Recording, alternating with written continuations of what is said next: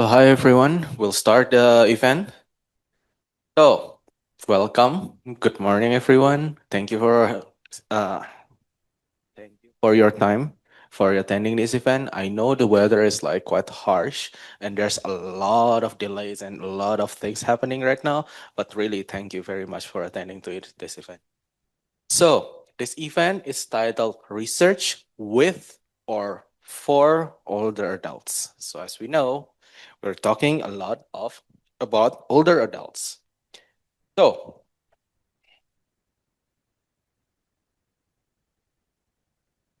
goal of this event is to gain insight into what draws researcher to this work, how it reshapes their research methods, key lessons that and surprises that you can encounter during research with the older adults, and practical advice you can apply to your own research. So in this event, not everyone is working with older adults. Some are practitioners, some are interested in the research of older adults, and some are students who just want to try to explore. So it's a well diverse community, and yeah, let's see what it brings us. So the event agenda, it breakdowns like that as following. First, we'll do introduction and land acknowledgement. Then we'll start to introduce Gerontological Society of America uh, by Olivier Lampron. And then we'll continue to the first speaker, Kit Chaknita. Second speaker, Isa Babar. Third speaker, Jester Santos. Fourth speaker, Yomnael Hazuli. Fifth speaker, Shab Alizadeh. Then there will be some closing remarks. And of course, lunch. That's all we like, lunch and networking. So yeah, it will be quite eventful 2 hours, and I hope you guys will enjoy it and get a lot of things. So without further ado, let's do an acknowledgement. So the University of Calgary, located in the heart of southern Alberta, both acknowledge and pays tribute to the traditional territories of the peoples of Treaty 7, which include the Blackfoot Confederacy, comprised of the Siksika, the Piikani, the Kainai First Nations, the Tsuut'ina First Nations, and the Stoney Nakoda, including Chiniki, Bearspaw, and Goodstoney First Nations. The city of Calgary is also home to the Métis Nation within Alberta, including Nose Hill Métis District 5 and Elbow Métis District 6. I would like to also acknowledge the organizers. The first one is Sabrina Gulab, a PhD, postdoctoral associate from Faculty of Veterinary Medicine from the CISA Center. And the other one is Irfan Haider, PhD student from Transdisciplinary Research Program. Both of them are part of the graduate college. So we frequently host events like this depending on the interest of the graduate college member. Unfortunately, they will not be able to attend due to conferences held in the same day. So, yeah, but they did a good work on preparing these events. So, yeah. So, for the first one, Olivier Lampron. He is a graduate student from Community Health Science, president of the Calgary Gerontological Society of America student chapter. So his research focuses on frailty and predicting health outcomes in cardiac surgery patients. And the University of Calgary Gerontological Society of America student chapter is a newly established group affiliated with the Center on Aging that supports student engagement in aging-related research. For Olivier, I present you the floor.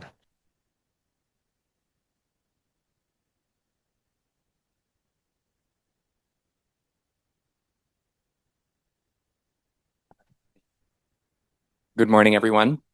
So I'm introducing here the Gerontological Society of America. We have a new chapter here at the University of Calgary.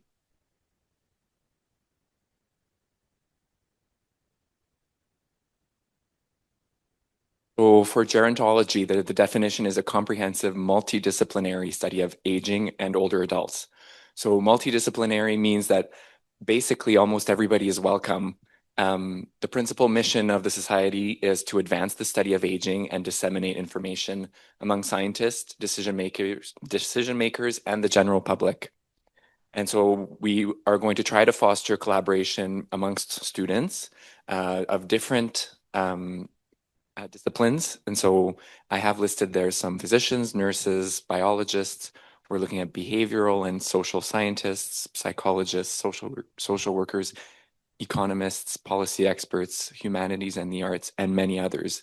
And so I'd just like to emphasize the multidisciplinary nature of this. And so hopefully we can have lots of interesting discussions between these disciplines. So if this is something that you're interested in joining or learning more about, we'll have some events coming up. And this is, like I said, a new chapter. And so we're just in the formations uh, step of things. So you can just send us an email at gerontology@ucalgary.ca. And you can join us. Looking forward for some forums, panel discussions, and community outreach events, and just general meetings and discussions about student research and thoughts on aging. Thank you very much.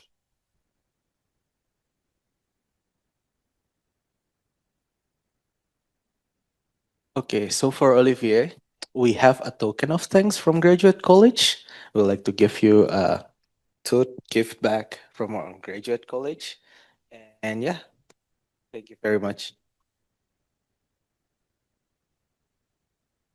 So, for our next speaker, uh, is Kate Cheknikta.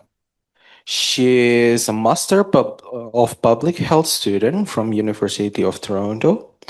Kate is completing her practicum at the Center of Aging, where her work focuses on improving how older adults access and navigate community programs and services.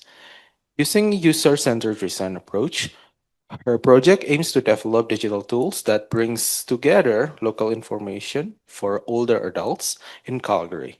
Her broader interests lie in advancing health equity for older adults, people with disabilities, and marginalized population through research and policy.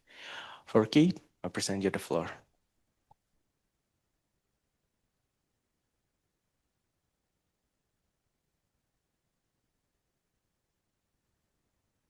Good morning, everybody. Nice to be here today. Nice to see everybody. So my name is Kate Sheknita. I am a project lead at the Center on Aging. So I've been working with the center for about 4 months now, so I'm relatively new. And I'm excited to present on my project today, which is called Improving Access to and Navigation of Programs and Services for Older Adults in Calgary. So just a little bit about the Center on Aging and what we do. So we're an interdisciplinary hub that's housed within the Cummings School of Medicine. And so we conduct our own research and we also support research across faculties that advance research related to population aging. So some of the things that we've been involved in have been the Age-Friendly Universities Initiative. So looking at University of Calgary policies and programs to see how we can make the university more age-friendly. Oh, did that cut out? Okay, we're good. And then we also support researchers, faculty from a variety of different disciplines across the university. So before getting into my project, I wanted to just share a bit about my background and kind of what drew me to the field of aging research. So I completed my bachelor's of arts in psychology at the University of British Columbia in 2021. And then I sort of entered the public health sphere in my first job out of university, where I worked at the First Nations Health Authority and got the opportunity to be involved in a research study that looked at what accessibility means from an Indigenous perspective. So that was the first time that I had kind of been exposed to either of those disciplines kind of in a professional sense, Indigenous health, and then accessibility and thinking about disability justice. I instantly fell in love with it, really became interested in the intersectionalities of disability and accessibility, which prompted me to go back to school. So I'm currently finishing my Master's of Public Health at the University of Toronto, where I began to explore aging as another public health topic that I'm interested in. So I'm doing my practicum at the Center on Aging and then continuing on as staff after that. So for me, I guess I entered the aging field through the lens of disability, thinking about the intersections between disability and aging. As we get older, we tend to incur more disabilities, thinking about the importance of building accessible systems and structures to support that.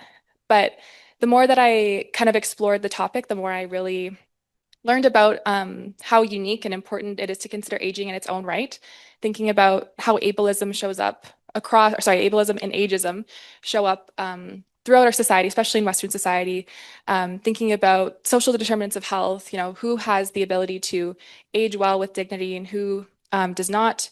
And then thinking about aging as a very personal topic for every one of us, whether it's our own aging process or seeing members in our family or community aging. So combining that with the fact that I'm sure, as all of you know, by 2030, 1 in 6 people worldwide will be over the age of 60. So there's just a growing urgency for accessible and inclusive systems and infrastructure that support older adults. However, older adults largely remain excluded from research and innovation, as I'm sure you also know. So that kind of has formed my niche within public health. I'm really interested in looking at health equity, advancing health equity for marginalized groups such as older adults, people with disabilities, other marginalized groups through co-created knowledge and solutions, which is really what drew me to work at the Center on Aging with this project, because as I hope you'll see, that's really the impetus of what we want to do with this project is co-create a digital solution for older adults with and for them. So to give an overview of the project, this project is part of the Age Friendly Calgary initiative. So Calgary became a age-friendly city in 2015. We joined the World Health Organization global network of age-friendly cities and communities. So with that, the city has established a variety of different things to help make our city more age-friendly. So there's a strategic plan that outlines some priority areas for the city of Calgary. This project is aligned with the access to information and services priority area within that plan.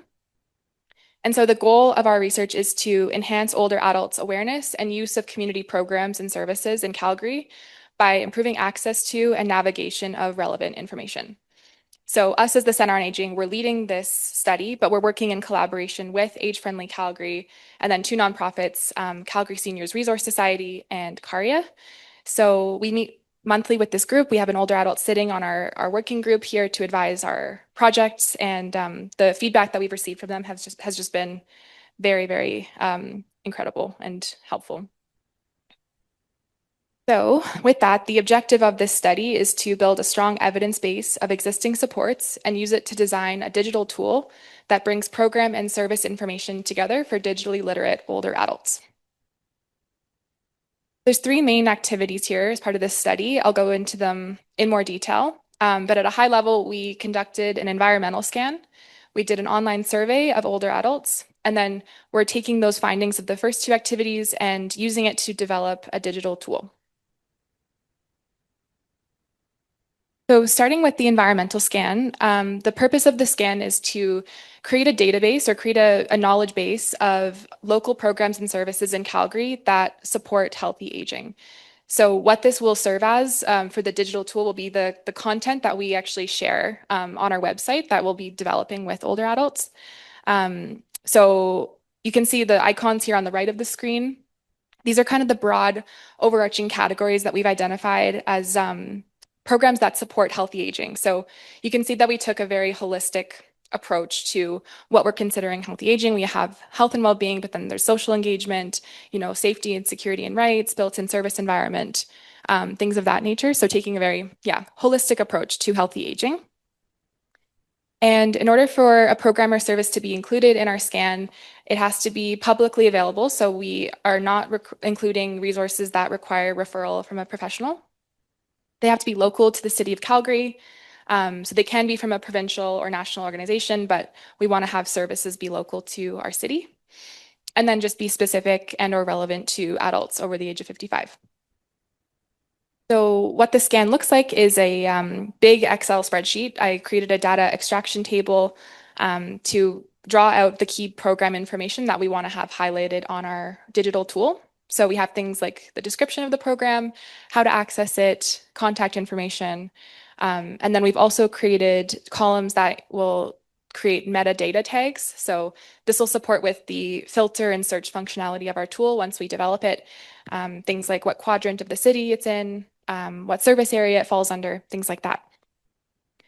So our first draft of the scan is nearly complete. Currently, there's over 700 programs and services from over 330 organizations. So it took a long time to get here, but we're happy that we can be so thorough with the scope. So moving on to the second component, we conducted an online survey with the aim of understanding information-seeking behaviors and practices among older adults in Calgary. So we wanted to get understanding of, what sources of information do people trust? What are some of the barriers and facilitators that they've encountered with searching for information about programs and services? And then we also asked specific questions about people's preferences for a digital tool. So we distributed the survey to adults over the age of 55 living in Calgary. And the survey was open for 4 weeks, so it closed on April 1st. We received 212 responses, and we're currently looking at our data now and completing the data analysis for that. So the survey really serves as the foundational starting point to understand what the information needs of older adults are so that we can start developing our online tool with those perspectives. So finally, the digital tool development. So again, taking the results from the environmental scan, which will serve as our database, the survey, which is sort of the starting point for our design. The purpose of the study overall is to develop a digital navigation tool that will centralize information about local programs and services into one place. One thing that we heard from older adults in our survey, at least, is that currently information is scattered everywhere. So it's hard to find one place that you can go to for information about different types of programs. So that's what we're trying to build here. And we want to design this tool using user experience design and user-centered design principles and methodologies. So currently we're developing the protocol for this phase of the project, but what we want to do is incorporate things like focus groups, prototype testing and getting feedback from older adults as we're developing. And then once we have a more polished prototype developed, we'll be doing user testing with our older adults. So as I said, the protocol is currently being developed for this phase. We're also going to be contracting a software development company to do the design work for us. So we're looking forward to partnering with industry partners there. And then in terms of timeline, we are hoping that the initial design of the tool will begin this summer. And then we want to start doing evaluation and usability testing starting this fall, with the ultimate goal of releasing the digital tool at the end of this year or early into next year. That is my last slide. Thank you so much. Happy to take any questions, or I can pass it over to the next person.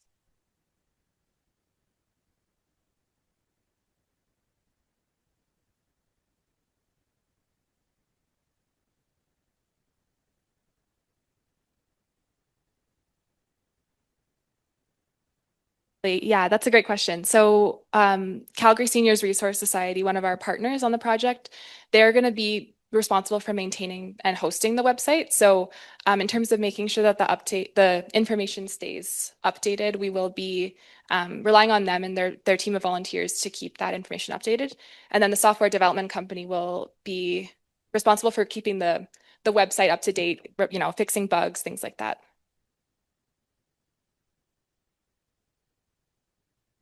Oh, sorry. Yes. The question that was just asked there was about who will be responsible for keeping information on the digital tool updated.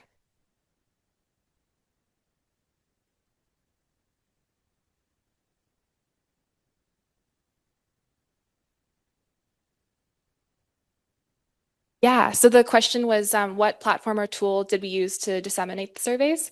So we use Qualtrics, which I was familiar with coming into the study, so it was somewhat easy to navigate. Of course, with sampling older adults, the challenge of technology use and completing a survey online is certainly there. So that's certainly a limitation of our study, is not being able to capture responses offline.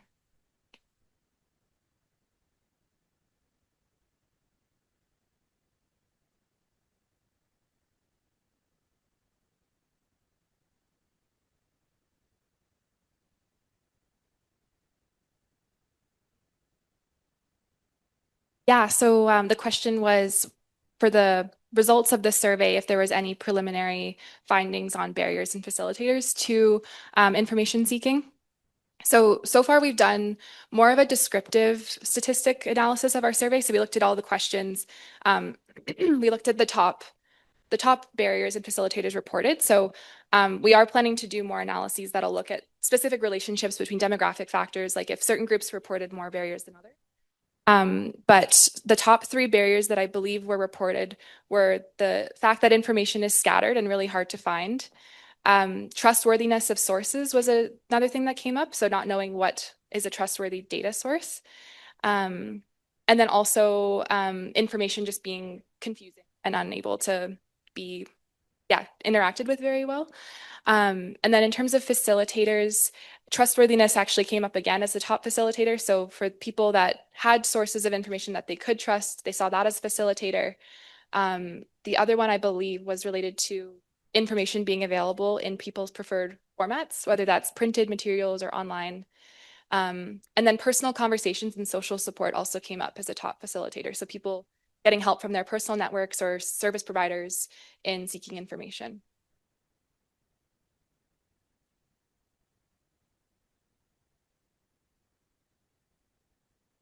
Yeah, so the question was, where did we post the survey to elicit feedback? So with the Age Friendly Calgary, there's a steering committee that sits within the city. So it's made up of representatives from different senior serving organizations in Calgary. There's also an older adult advisory table that we work with that's connected to the steering committee. So we relied mostly on these 2 groups to disseminate our surveys. So I know that the Age Friendly Calgary website, or the Age Friendly Calgary newsletter, shared the survey. There was our community partners, so like Calgary Seniors Resource Society, CARIA, posted it on social media. We even had, in the university, we had the electronic billboards showing our survey promotion and the QR code for that. So it was mostly through those like community channels that we had established with the network.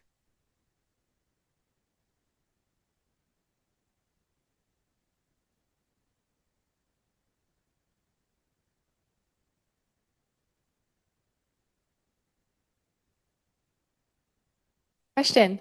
The question was just questions around how someone as an alumnus can support the project. I mean, I can certainly come up and we can chat after my presentation, but I'd be curious to, just like learn how you want to be involved. We do have with this last phase of our project, we'll be doing user testing with older adults. So if there's a way that you would like to be involved in that way, that would be wonderful. But yeah, I appreciate your interest in the study. Thank you. Yes.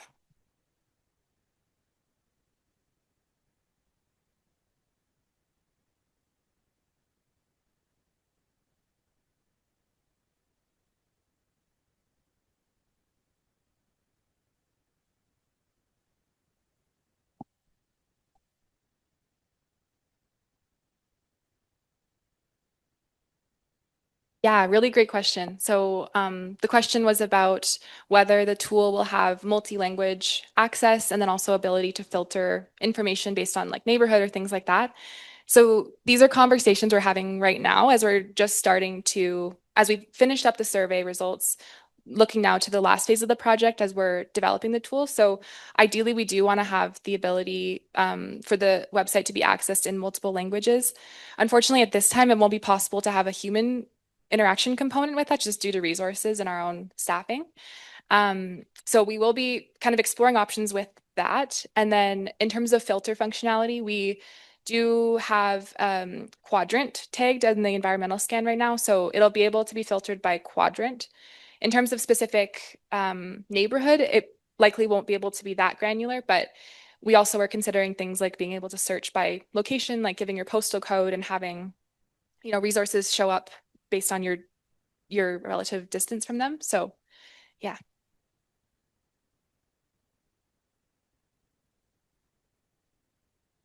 So much.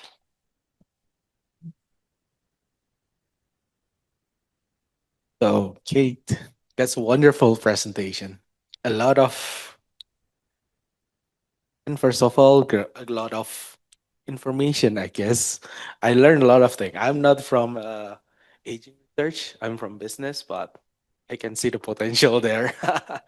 But yeah, thank you very much for the presentation. And I have a token for the graduate college for you.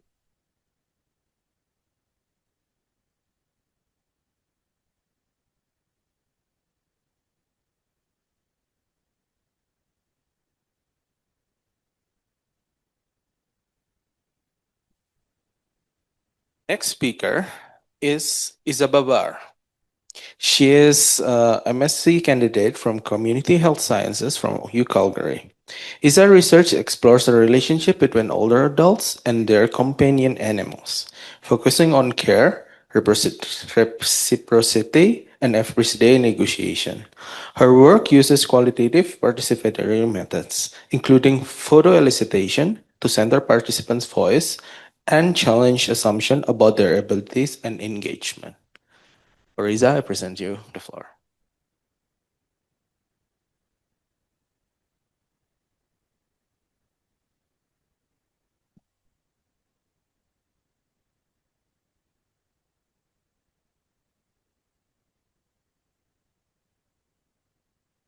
Can you hear me? So good morning. Thank you so much for having me here today. I will start my presentation with prefacing that I am no expert when it comes to conducting research with older adults, but I do have some insights and lived experiences from the studies I've conducted so far. So I would love to share those with you. And then if you have any questions or something doesn't make sense, please feel free to stop me whenever you do. Perfect. So just a little bit more about me. My name is Isa. My pronouns are she, her. I did graduate from Bachelor of Community Rehabilitation here at University of Calgary in 2024. So a lot of the work that I do is grounded in disability advocacy and justice.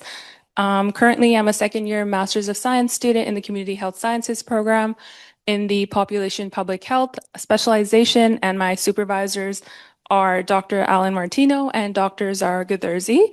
And so it's for my project looking at companionship across generation and species, a qualitative study on the animal companion and older adult reciprocal relationship, which I will get into further later on in the presentation. And then I also included some photos here. So there's a photo of me, and then on the top left is a picture of my cat. That's Mowgli. He loves to stick his tongue out, so I thought it was just, I had to include that photo. And then the one with the tie right underneath, that's Simba. He's 4. He's going to be 5 this year, so we're, hitting big numbers. But these are my 2 cats. I love them.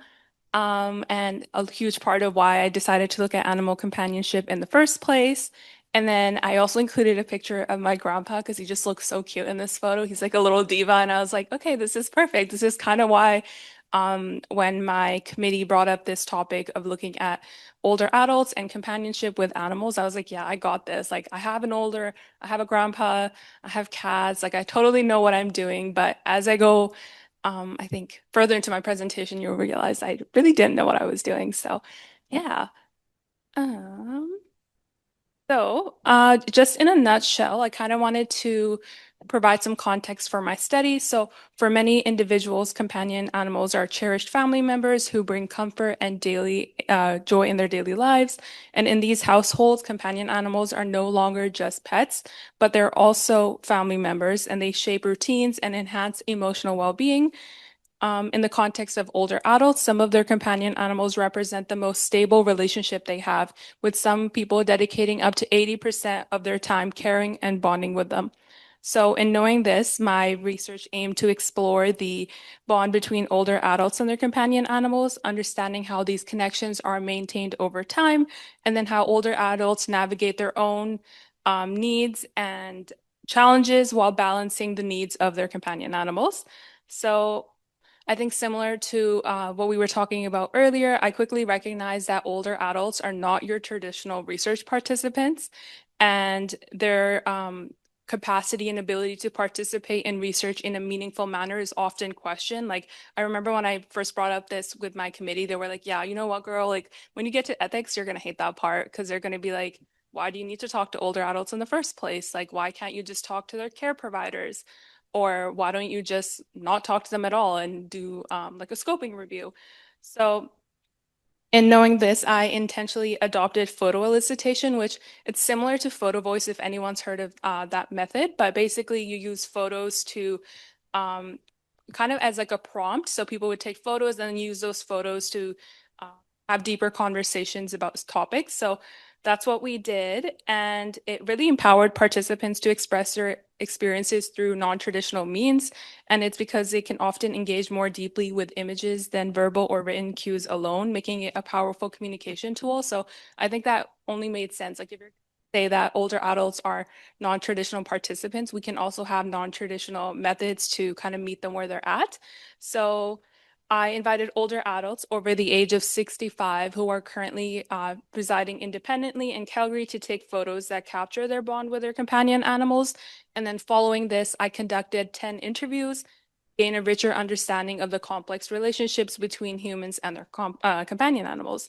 So on the slide here, you'll see some of the companion animals the participants have taken photos of, as well as a journal entry in the corner. So really, really cute photos. It was really hard to pick which ones I wanted to include, but just, take a minute to appreciate what people have done.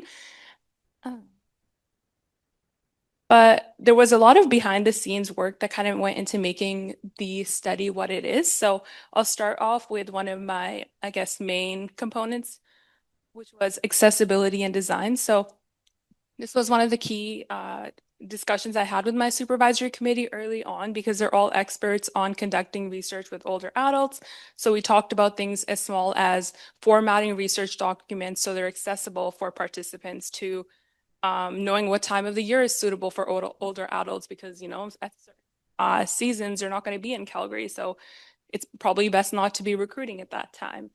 And so what I did is I included a guide, which you'll see right here in this corner, which I created for participants on how to use a Polaroid camera with clear instructions, diagrams, as well as examples. So I went through, tried to find like the most updated version of what a Polaroid camera looks like, what the different parts of the diagram are, how to use it. So I had like every single step clearly outlined. I tried to make the font legible and I printed it out. So every time I would hand a participant a camera, I would also give them this guide. And then I also included an example at the end because before I started the study, I also took photos, which I didn't really need an excuse for because I take a lot of photos of my cats anyways. So I was like, it's probably meaningful to try this out before I make other people do it.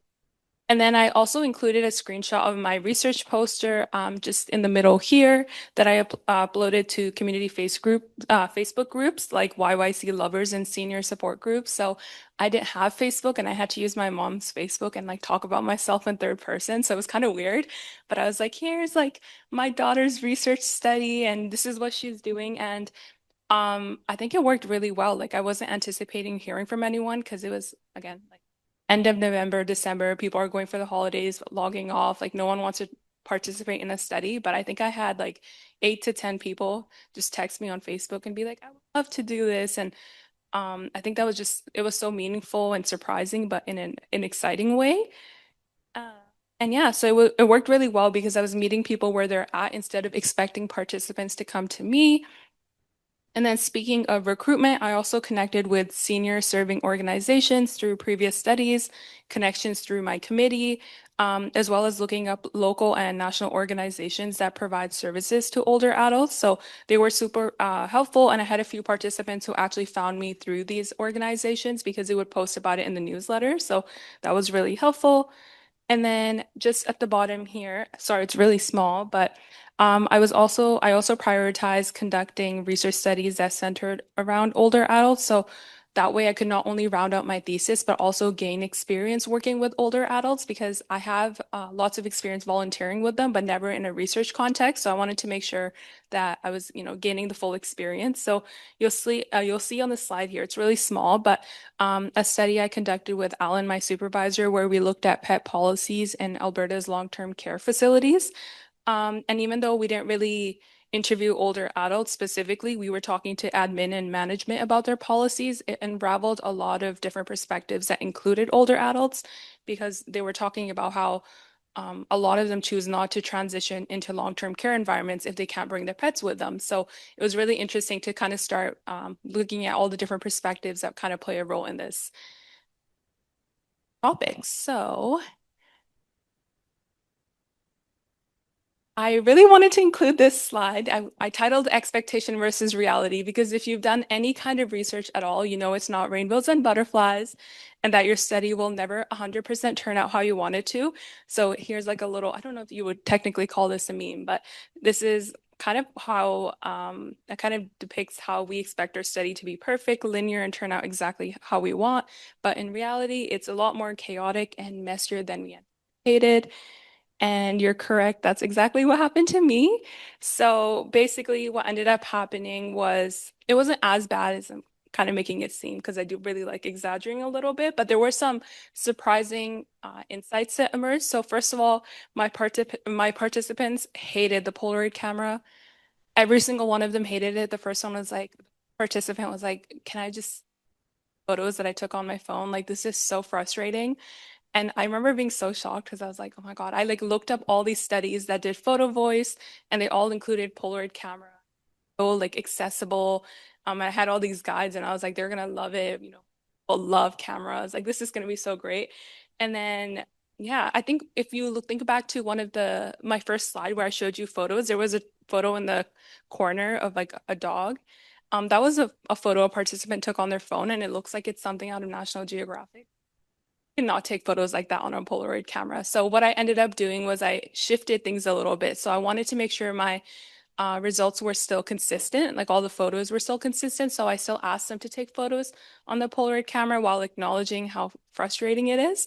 But I also offered them, like I asked them to send me photos through email that they've taken on their phone as well, just to, like it would be the worst thing if I asked them to take like crappy photos of their cats and then they don't feel like it represents them well. So I've also started those and I have like over 100 photos that I'm having lots of fun analyzing right now. Uh, and then, yeah, and then another challenge that, or another assumption that was challenged. So there's a quote in the corner there, and I'll kind of just provide context before I get started. So when I first posted about my study, there was a lot of participants who were under the age of 65 that were interested in joining. And I initially chose 65 as like the eligibility criteria, just because a lot of services in Canada, it's like the most common agreed upon age where if you're over 65, you can access these services. So it just kind of felt like the smartest thing to do. But when I posted about it, people were like, oh, like I'm 62, but I have pets and I would love to be part of this. And I was like, yeah, well, you can't.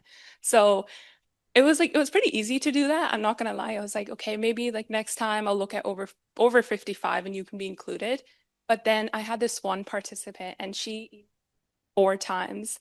And when I tell you her emails were not like, oh, I would love to participate. It was like her whole life story.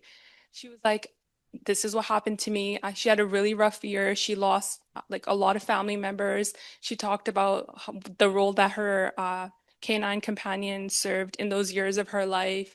And I remember just like, I couldn't ignore that email. Like I just kept thinking about it at night. And one thing about my supervisor, maybe he's like, guilty or something, but he always tells me, he's like, if the research that you're doing, if you can't sleep at night, then there's something that you really need to reconsider. And so that was not letting me sleep at night. And I remember like being really frustrated by that. So I reached out to my supervisory committee to ask them about what to do in this situation because she's not 65. This participant was not 65. She wasn't going to be 65 during the study either. She was 62. but I really wanted to include her and I couldn't figure out how to do it because I was like, okay, if I include her and I change the eligibility criteria, I also didn't take a bunch of these people. Is this going to make me a bad qualitative researcher? Like I'm going to get blacklisted or something. Like no one's going to take my study seriously.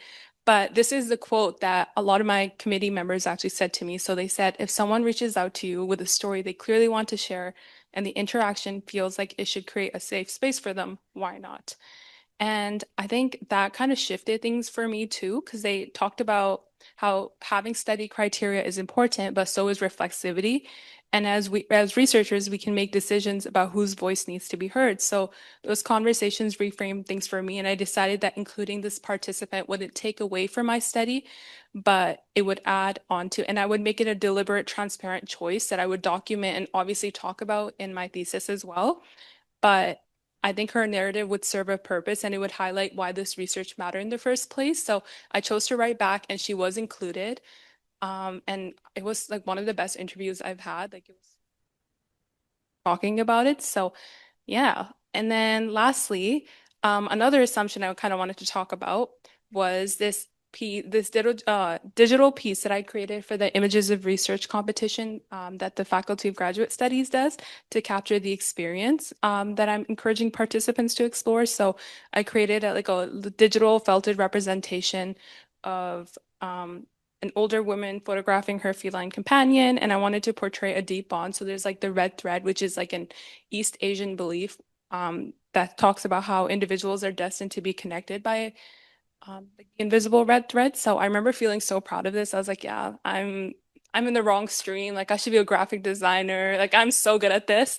And then I had a meaningful conversation with a participant. She's like, girl, we do not all look like that. Like you see me, I'm so fit. I go hike like 3 to 4 times a week. None of my friends look like this. And I think that really shifted things for me because I think I've always considered that, but I never like hearing it specifically from the participants themselves. I was like, you know what? Maybe it wasn't all that. So if I had to redo this image, it would totally look different in terms of how I portrayed the older adult. And that's not to say that some people do look like this. There's nothing wrong with that, but I think we need to start shifting our perspective on what a typical older adult looks like because none of my participants look like this. Yeah, but basically, sorry?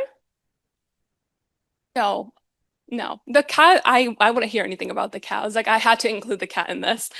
But yeah, basically through this example, I was trying to hint at how as researchers, we kind of think we know everything going into these studies, but we don't, and that's okay. And it's a learning process, and we grow and we learn, and there's things that are uncomfortable with, and it shifts, and it kind of works out for the better.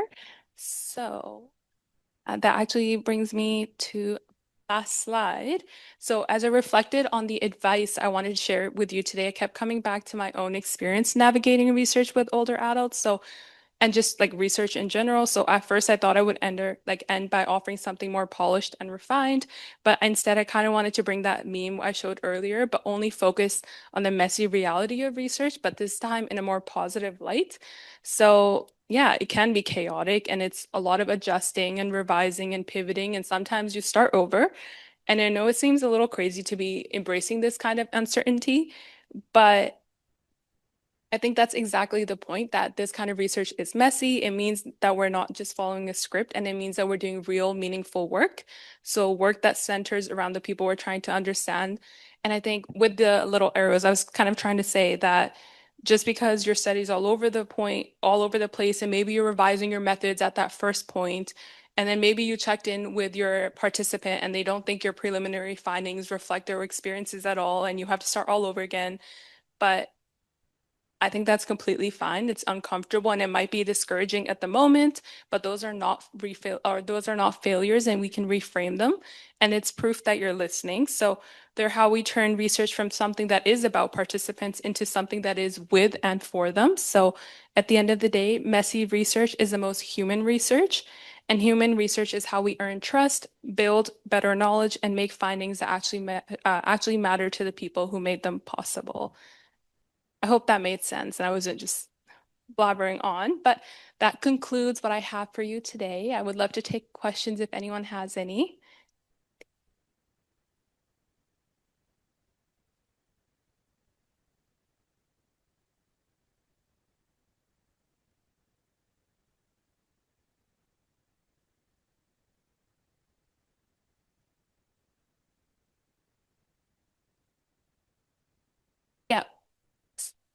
Yeah, so the question was when people didn't like the Polaroid cameras, what did I do? Did I just let them take it on their phone? So I think I kind of touched on it, but basically, my first participant was like, yeah, I hate this Polaroid camera. And everyone else after that kind of agreed to, where I would get emails in the middle of the night where they're like, I can't take photos. Like the quality's so bad, the lighting is so bad, my dog's black, and there's like it's in the middle of a dark room, you can't see them. So what I ended up doing was I wanted to stay consistent. A lot of people, I was scared that people did not have access to phones and stuff. So what I ended up doing was still offering the Polaroid cameras as a first choice, and I asked them to still take those photos, but I didn't make it my only way of data, like collecting data and collecting photos. So I asked them to share photos during the or even if they emailed me, I'd be like, if there's any photos that you've taken on your phone that you would want to include, feel free to share that with me as well. So I have both, and I don't think it really takes away from anything. It just kind of looks nicer when everything is similar, all the Polaroid pictures. But I've had participants send me like there was one sends me a photo every single day of her cat in the morning and what their routine, and I have so many of those, and I think that's completely fine. So I learned to kind of pivot where I'm also acknowledging that the Polaroid cameras aren't the best and they don't want to use them. And I don't want to make this a frustrating process for them. Hopefully that answered your question. Yeah.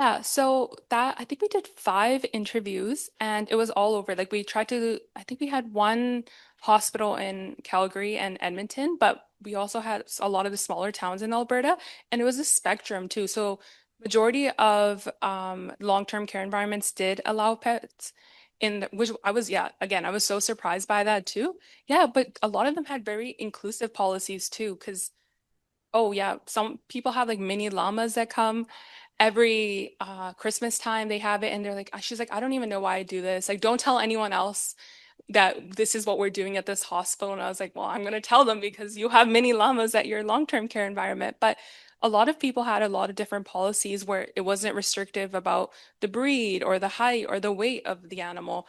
There were some long-term care environments that have pets that stay there 24/7 with the older adults. And it was a lot of staff talked about their own experiences having pets and how it contributes so meaningfully in their lives, and they thought it was so important to have that kind of environment for older adults too.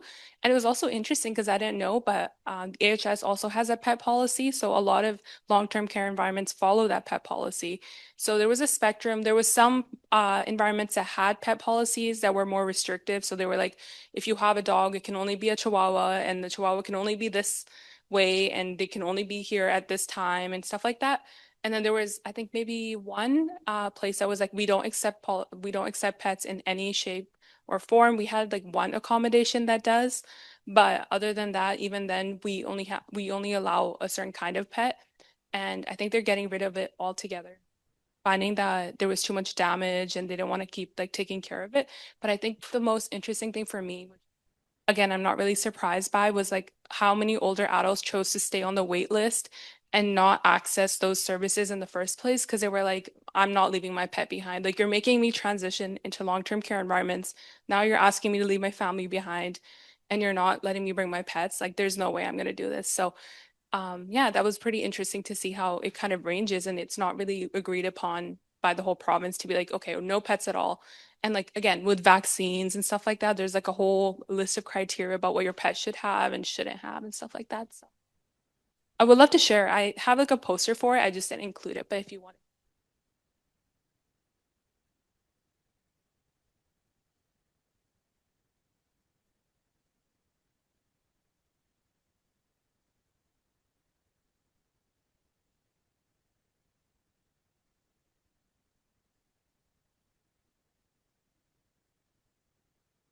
So the question was just how many participants I ended up going through the study with, and then what the process of analyzing the photos was. So right now I have 10 participants. I'm not actively recruiting anymore. I'm open to if there's participants that reach out because a lot of like all my posters and stuff are still up, but yeah, so I have 10 participants who did the photo taking stage, and then after that we did interviews. So we've gone ahead with that. And even then, like, it's a lot of data to work through. So like I said, if everyone's taking 10 photos minimum, because they're also sending me photos, and then we do like 2-hour interviews where they're just talking about their pets, it's a lot of data to work through. But with in terms of analyzing the photos themselves, it's not like a traditional photo voice method, which in photo voice you usually use it as like a prompt for group discussion. So usually in photo voice, everyone would bring their photos together, and then you would sit in a group and you would talk about what it led to and your experiences. So what I did with my photos is I would ask a participant, I'd be like, what's the photo that stood out to you? Which one represents your bond really well? If you had to caption this photo, what would you caption it? Because going back to what I was talking about initially, like a lot of studies that have looked at companionship between older adults and animals, but I'm kind of trying to shift those gears and start considering animals from a critical animal studies perspective, where we see them as their own species that have agency and autonomy. And how do you recognize that sometimes your cat doesn't want to sit with you? Like, how are you respecting their agency if they're respecting your needs? So kind of shifting, there were a lot of more questions about that. But in terms of the photos itself, like I'm using them as, I guess, like backup support to kind of be like, okay, this is in this photo, you can kind of tell that this is what the animal is doing, and this is how the participant has verbalized their interaction and their bond and stuff like that. So they're kind of just as prompts, but I would love to like maybe write just the photos themselves and see if I could, pick up on some like that. So yeah. Other question there, but back.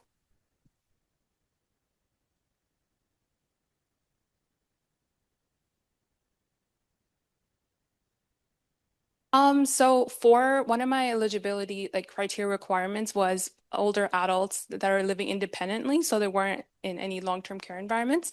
But a lot of the participants I had were living independently on their own, and they were single. I think except for one participant, everyone, yeah, was single, one that was living with their family. So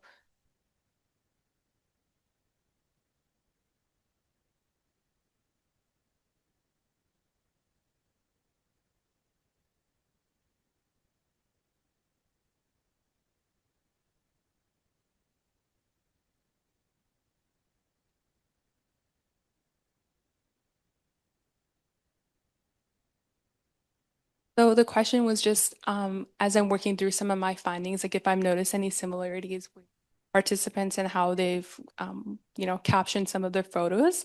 So I think everyone just had such nice things to say about their animals, and it's always so cute to see because they're like, oh, like my cat's looking at me with love in their eyes, and this is how I would represent my bond. So a lot of it, like a lot of the terms that are being used are about companionship and family and cherishing bonds and mutual respect, reciprocal companionship. But I think what really, as I'm going through my findings, not specifically about the photos themselves, but even just the interviews, like it's so interesting to see how we don't really expect this. Again, going back to that non-traditional participant idea that I was talking about earlier, but older adults are shifting the narrative about what we consider animals to look like in our lives, like the companionship they offer. So many of the participants I talked to were like, yeah, my cat is an independent, mature being. Like, I'm not forcing her to do all of this because she is her own person. So if she doesn't want to be near me, I don't force her to sit near me. We have our own time. She knows that she can reach out to me when she needs time. But, like starting to shift narratives about ownership and what we kind of consider animals to be and the benefits they offer us. And seeing it as like a reciprocal relationship about like how are you making accommodations for them in their lives. So a lot of them talked about how they don't even go on vacation anymore because their cat has certain times of the year where they need more support than others. So it's interesting to kind of see how that narrative is changing because a lot of people are like, oh, like older adults can't take care of themselves. Like, how are they going to take care of so and this animal and stuff like that? So it's interesting to see how they are really shifting that narrative. So I'm really enjoying that part. I think it'll be really fun to write about, especially from a critical animal studies lens. So sorry, I completely shifted what you asked, but I hope that made sense.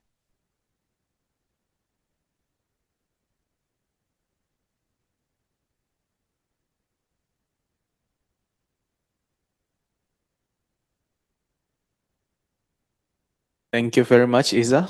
It was a delightful presentation. I like the cats, to be honest. Yeah, the cats are cute. And thank you very much. So here's a token from Graduate College for you.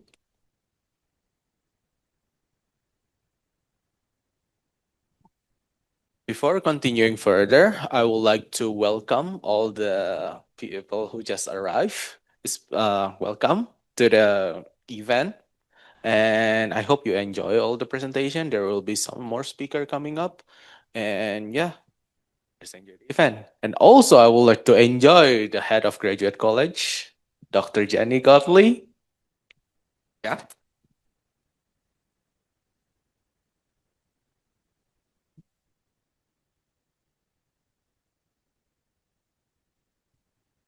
Hi, everyone. I apologize for being late. I blame my teenage son who did not shovel the walk. So I had to shovel the walk. But I apologize for being late. It's such a pleasure to be here. I've only heard one talk so far, but I'm looking forward to the others. I just want to say a little bit about the Graduate College. So we are a collection of students, community members, faculty, and postdocs. And we put on various events and have some social time together. And this event in particular was set up by Yamna. And so I really want to congratulate her on setting up such a wonderful event on such an important topic. I think we all know I teach demography, and I wouldn't have been able to participate. I'm not quite 65, but I'm getting up there. I would love to tell you about my dog, though. But I will say that I've done a little bit of research on aging, and in particular, research on discrimination. And I teach demography, and of course, the large majority of the class is about the aging population and what are we doing about it, and where are we going with thinking about, first of all, what does aging mean? And I think you brought that up really nicely. Like, what does it mean to turn six? Why is 65 the age at which you get access to services, for example, right? And really redefining aging and thinking about aging well and aging in community. And then the other piece of it is just that our society isn't yet set up institutionally to take care of people and to make sure that as this bulge moves through the population, I always do population pyramids, so I always talk to my students about the bulge of the older adults, of which I am a member.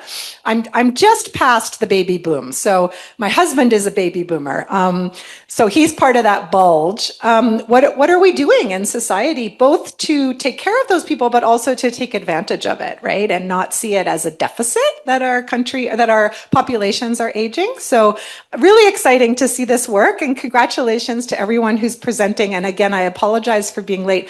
Big congratulations to Yamna, and big thanks to Kim, who is behind the scenes and for most of our events and helps to organize everything.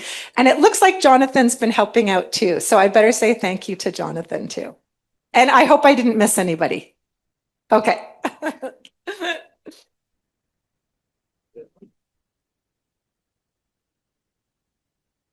So thank you, Jenny, for the warm words. Good warm words for the cold weather. So yeah, let's continue our program. The next speaker will be Jesri Santos. So Jesri is a MSc student from Community Health Sciences, Population and Public Health from UCalgary. Jesri research focus on improving how we evaluate nutritional intervention aimed at slowing or preventing dementia. Using a mixed method approach, her work integrates evidence-based outcomes with clinician-informed priorities to support more meaningful and practical evaluation. Grounded in a system perspective, her research also engaged a broader structure of factors that shapes health and care. For Jesri, I present you the floor.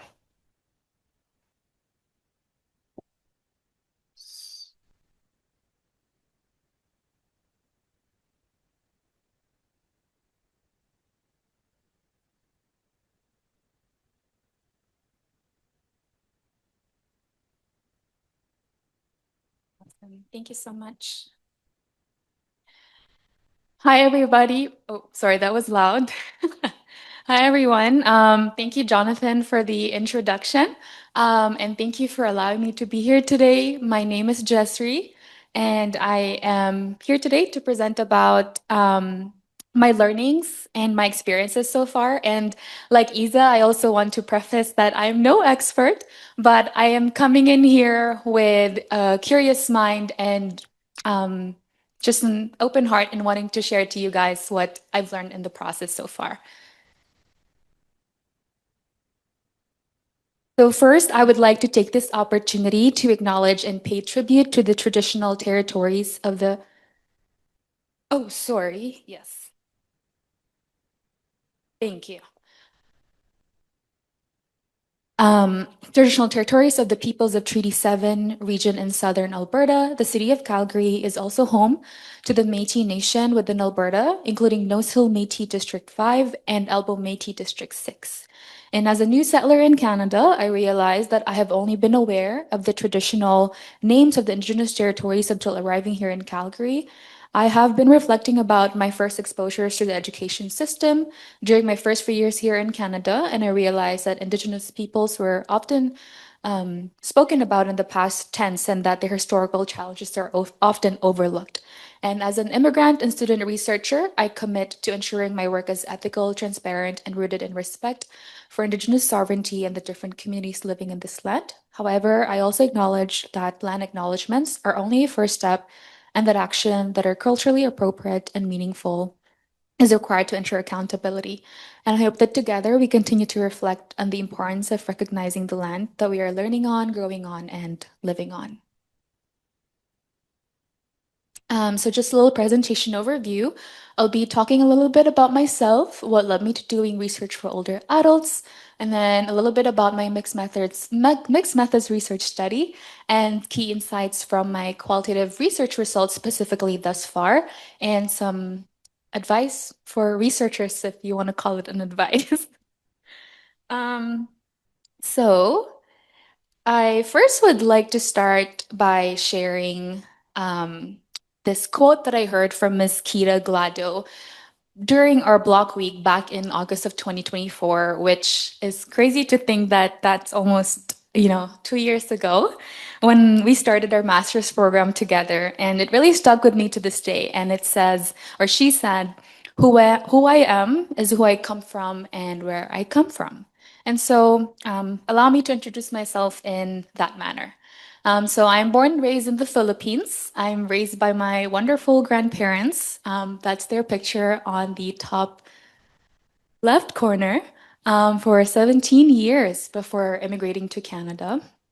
I'm also a proud daughter of two overseas Filipino worker parents. That's their picture on the bottom on my graduation day, which I graduated from the University of Ottawa with an honors Bachelor of Health Sciences, and I specialize in population public health.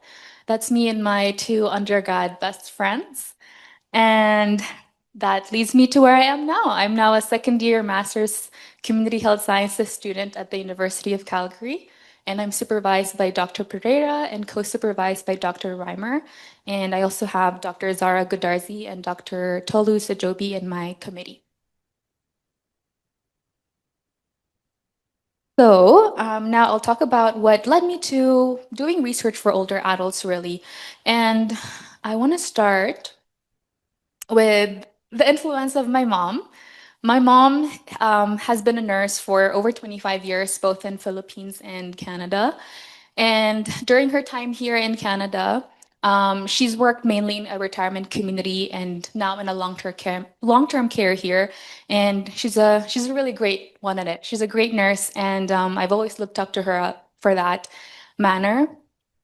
And so, apart from my mom, I also have my grandparents to thank me for being where I am right now. My grandma with the red mascot there, she is a cook, and she always loved to help in our local church and cook for our local church every time she can, and that was her way of giving back to the community. And then my grandma, the one on the top left with little me in the bicycle, She also loves to volunteer at her local church. And so having that really community-centered environment growing up really shaped my life trajectory to this day, I guess. And on the bottom, that's a picture of me doing community service in school. As I've said, like, I think just being in a very community-centered environment really shaped my values to this day, and I carry that forward in my research. And also, there's no picture in there, but my grandfather, he loved research or doing research about coral reefs in the Philippines in his spare time. And so I remember he's also the first in our family to have a university education, and he's always wanted to do a master's. And growing up, he would always tell me, you should consider doing a master's. And I have no clue what a master's was growing up until I came here to Canada, really. But so I kept that in mind, higher education. And so apart from that, from my upbringing, here's little, or not really so little, but there's me working in the retirement community where my mom used to work at during the pandemic. And the community I gained there at that retirement community is something that really inspired me to continue doing research with older adults and dedicate more of me to older adults. And so, yeah, I guess that's my last point, is that the community I have gained through working or volunteering in spaces dedicated for older adults led me to being here today. Okay, so about my research, I will give some context on why these fruits are here. But first, I'll talk about how nutrition has actually shown promise in lowering dementia risk, but our knowledge of their effectiveness remains scattered because researchers are measuring different outcomes. So if we imagine two researchers, one in Canada and one in Japan, both are testing to see if omega-3 could lower dementia risk. And let's just say the Canadian researcher measured change in mood to assess dementia risk, or as a measure of dementia risk, while the Japanese researcher measured sleep as an outcome. So even if both those studies showed that omega-3 could lower dementia risk, a clinician may look at their findings and still be unable to give a clear recommendation. They're left asking, so does omega-3 help make people feel better, or does it help them sleep better? You know? So they're left comparing apples to oranges. So, because the outcomes don't match, we're left unsure on whether nutrition strategies are effective or not at slowing or preventing dementia. Yep, just have some memes here, a little rush hour reference here, if you guys are a fan of that. And so essentially, my supervisor and I took on this project of creating a core outcome set. I'd also like to preface first that the core outcome set is not my thesis. It's a really big project that my supervisor is a PI for, but rather my thesis is taking on the first two steps, which is to identify what has been measured through a scoping review and to fill in the gaps in the literature by doing qualitative interviews with key knowledge users. But specifically for my thesis, we are only doing interviews with clinicians.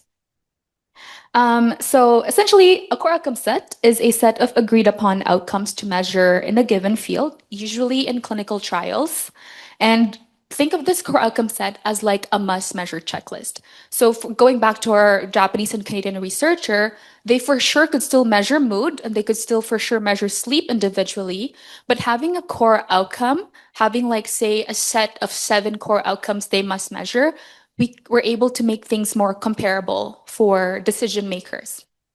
So as I've said, I'm first conducting a scoping review to just identify what outcomes have been measured by by researchers in the past who aim to study the impact of nutrition on dementia. And then second, I'm currently doing interviews with clinicians still on what outcomes they find most important to track and why those outcomes matter in their practice. And so essentially the outcomes that my research identifies will feed directly into the future steps of the core outcome sets of this project. So key insights. As I've noted here, as of this April 2026, we're still in our data collection phase. We propose our target participants to be 15 to 20 because this is kind of the average number that we found a lot of the other core outcome sets have been doing. And right now I have 5 participants. I have one more tomorrow. Woohoo. And then for our methodology, I'm doing qualitative description, which is a way, it's really the specific way of analyzing data in a more face value, but not too much interpretation, but really trying to just represent what the researchers, or sorry, what the clinicians will tell me in the interview. So as a positionality, I do come from a non-clinical background as a student with a little bit of an exposure to the healthcare system through my work and volunteer experiences. And I think that's super important because I always go into my interviews almost wanting to preface this to my participants each time. But I remember because in my first 2 interviews, I had an observer and I told her how I'm so nervous because these are clinicians who are established in the field and I'm a student.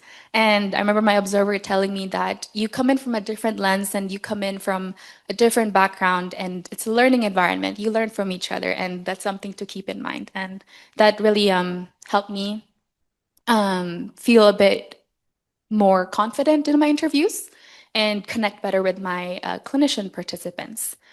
And so far, as I've said, I only have 5 participant data, but I went into these interviews really asking them like what outcomes matter to them to measure to see if an intervention is working for their patients or not.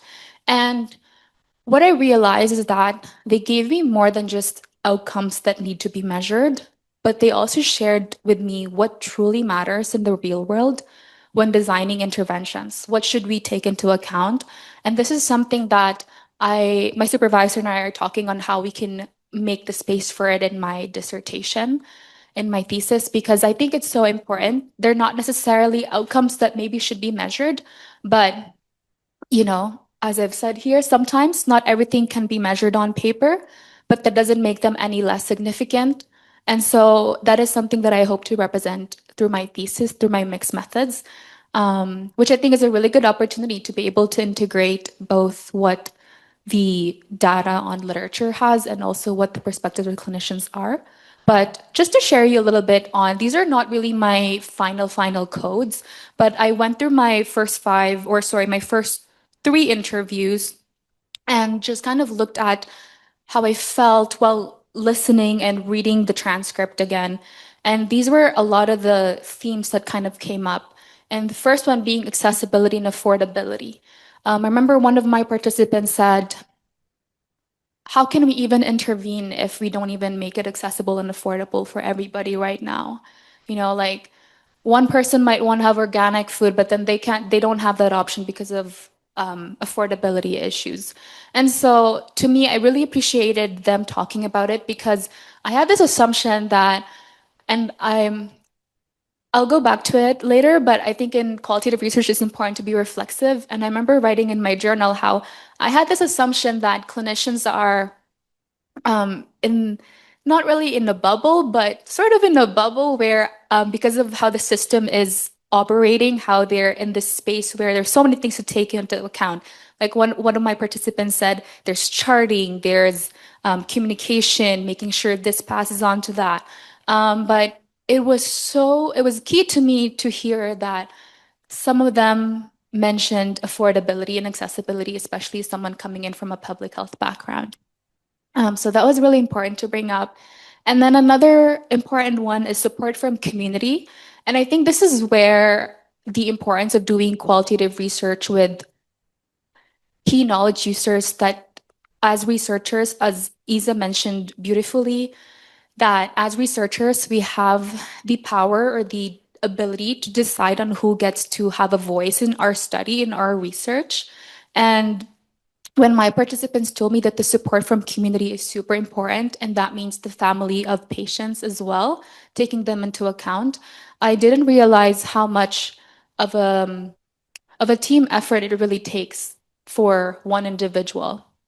And then the third one, and this one really came up a lot, is life impact. I always ask my participants at the end of interview, what outcome or what area do you think is so important in your field? And they always talk about the importance of life impact for their participants.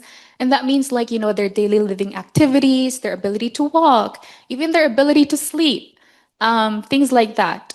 And then kind of in line to that is quality of life, and then continuity of care as well, if they're able to transition outside of the hospital or outside of the long-term care, and social tolerance and malnutrition.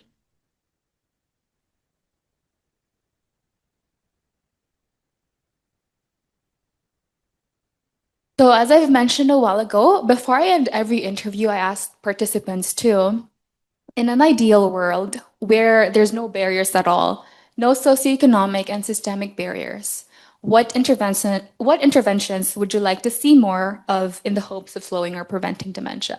And all my participants, every time I ask this, it's funny because they always laugh at first and they say, that's really hard to imagine. It's really hard to imagine that there's no barriers. And, I know the laughing is a coping mechanism, but, I think that says a lot. It's a strong message for our society for sure. But what came up a lot is the idea of having a multi-domain intervention. And what this is taking into account that it's not just nutrition. It's not just a single, again, going back to that one participant who told me that you can't just tell them to eat this and eat that just that easily, because there's a lot of factors to consider. It's not just nutrition. Are they able to sleep? Are they able to walk? Can they do an exercise? Are they hydrated well enough? How's their social life? So that's the idea of having a multi-domain intervention. And that's what a lot of my participants said, that they hope to see more. And if that's possible, for it to be targeted for every patient, why not? And similar to that is what one of my participants said is maybe it's everything together. And then another one mentioned the importance of early education, starting young, starting early on, even in school institutions. And this quote really I wanted to highlight is one of my participants said that nutrition would be treated as intentionally as everything else. And I really liked how she used the word intentionally here. Because I think it's so important to be intentional with what we do and everything we do. And lastly is just increased knowledge and resources for assessing nutritional status across the lifespan. And I think one of my participants thought that that's kind of what my study was, is that we want to create like a tool to assess nutritional status. But I made sure to clarify that it's more on how we do research, on improving the way we do research rather than an assessment tool. But that would be a really cool area to look into in the future for sure. And then there's this one quote from one of my participants that really stuck with me. And I'll give you guys some time to read it.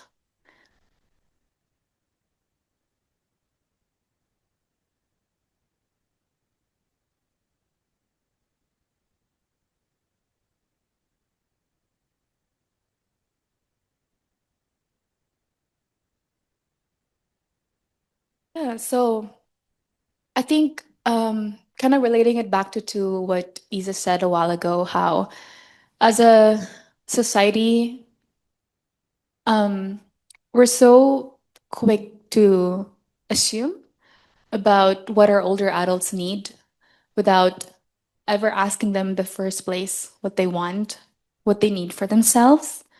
And in my lived experience to working in the retirement community, that is something that a lot of the residents always voiced out, is that we have voices too, you know? And I'm glad to say that the retirement community I actually worked at was pretty good at hearing out the voices of the older adults. They always have like meetings with the older adults, and then they even have like the president, they have like leadership opportunities for older adults in that community, which I thought was really cool.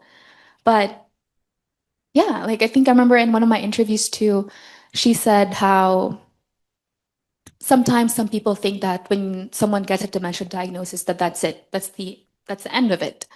But it's really refreshing and inspiring to hear a lot of my participants, if not all of my participants, say that it's not the end of the world. It shouldn't it shouldn't make us feel hopeless, because there's a reason why we're taking the time to talk about it. There's a reason why we're taking the time to look into it. And so I think it's important that when what we want to provide and advocate, that we still provide a choice for our older folks.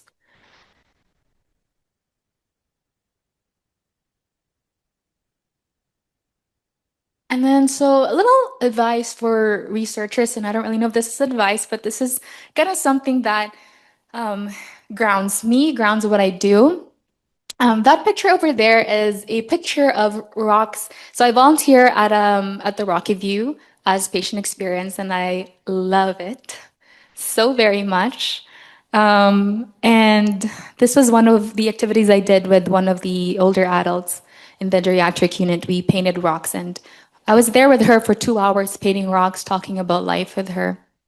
And this is one of the quotes that I try to journal here and there after my volunteer, because it's a good way to really know what you're doing and remember what you're doing. And one of the things she told me is, "You're young and I'm old, but I feel light with you and we're able to connect." And I think if we could make that more possible for many, how wonderful would that be? I think that sounds like a really great world. And so this quote, I love it so much. I've heard of this on multiple occasions and it's stuck with me. And it's, as you can tell by now, probably I love my quotes. But it says here, to have a village, you must be a villager. And I just want to share a little bit about my honest experience doing mixed method study. So I started by doing my scoping review first before I actually moved into the qualitative portion of my study. I'm still in the middle for both, actually. I'm still in my data collection. But I remember when I started my scoping review, it felt like, obviously because I'm working with Covidence, and it felt very restricted to my laptop. And for a moment, I remember I forgot, while doing my talent abstract screening and everything, I forgot for a moment the purpose of what I'm doing. You know, I got lost in the translation, I got lost in the methods of things. And if you're like me, you know, maybe at some point in our research, we may get into the methods and somewhat forget why we do what we do. But as one of my participants shared with me, every step, even if they are baby steps, they are worth taking.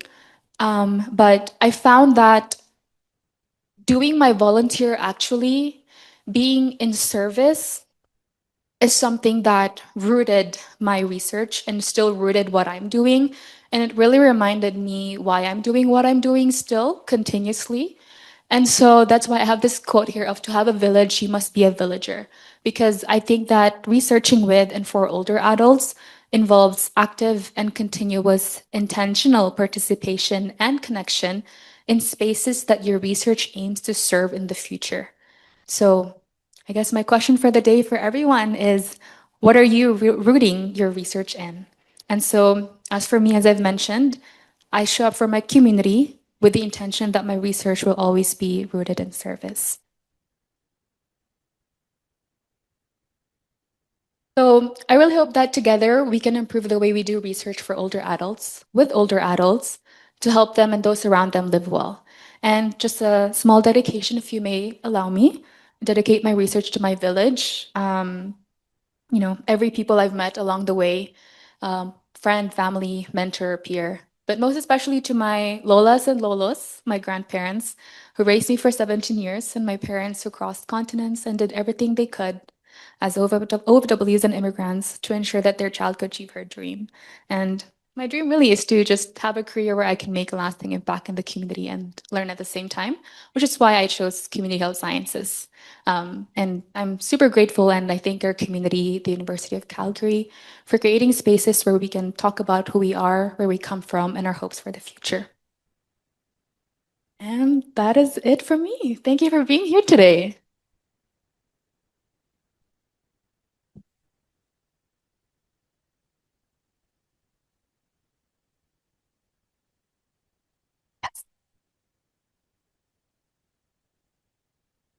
No, I'm currently about to start full text.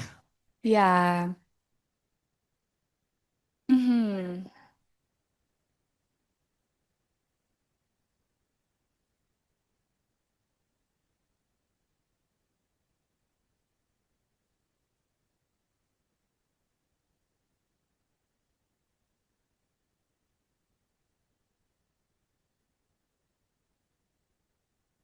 Yeah, that's a great question. So I'll start with the first question. The first question being, what if, based on my preliminary understanding so far of my scoping review, kind of what's the range of outcomes that we've found so far?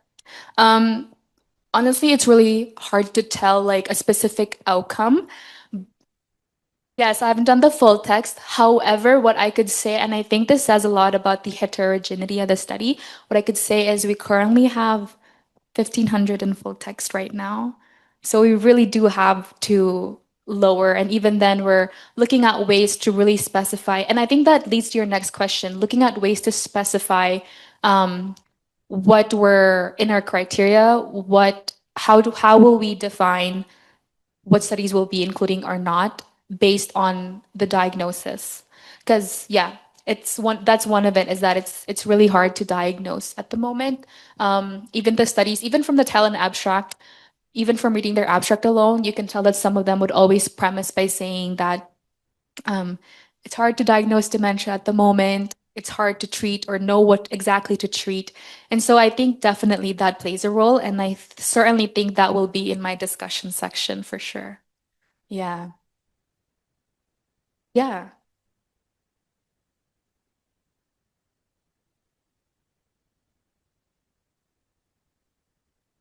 Wow.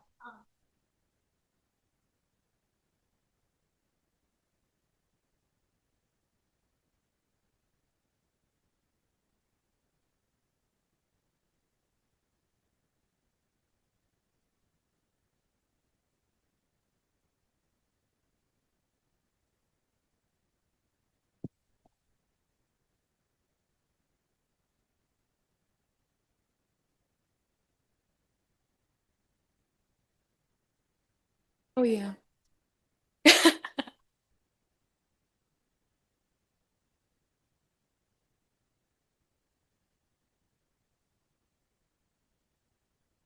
Yeah.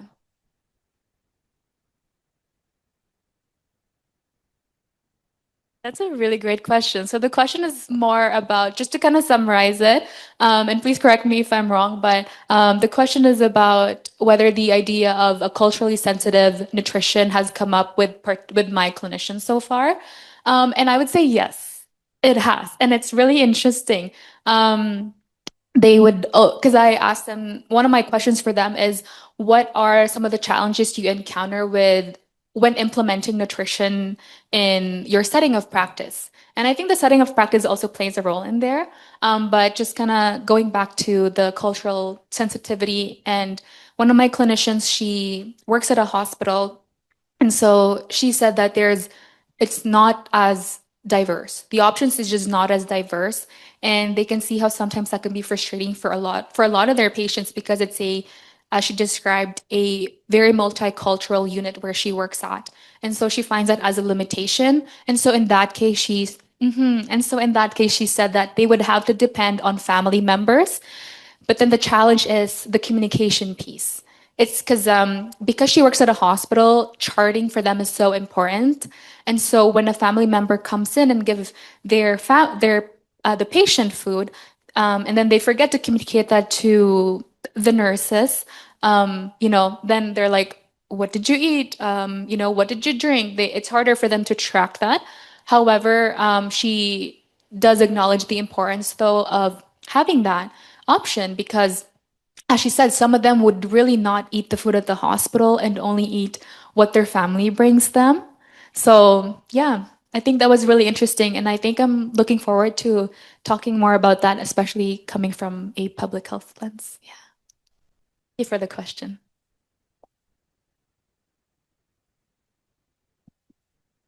Thank you. Thank you, Yesri. It was an impressive presentation and topic, to be honest. Hope you good luck with your research in the future. And here's some token from Graduate College. Thank you so much.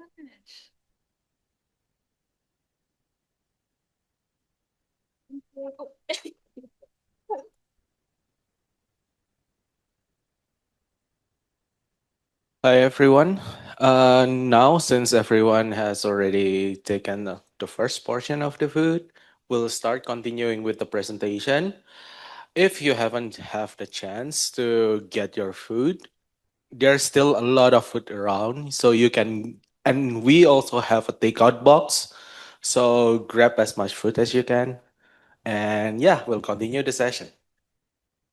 So, the next presenter will be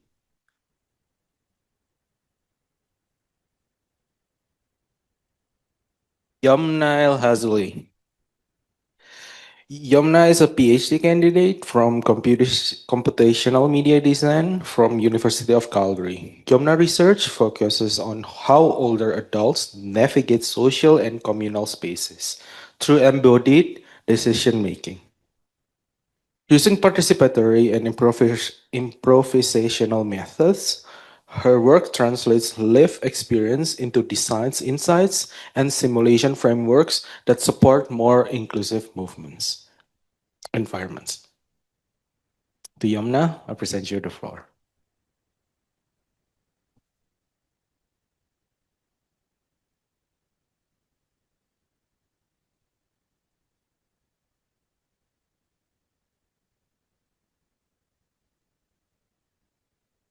So, hi everyone. I know it's not the best idea to present while you're eating, but consider me your background music.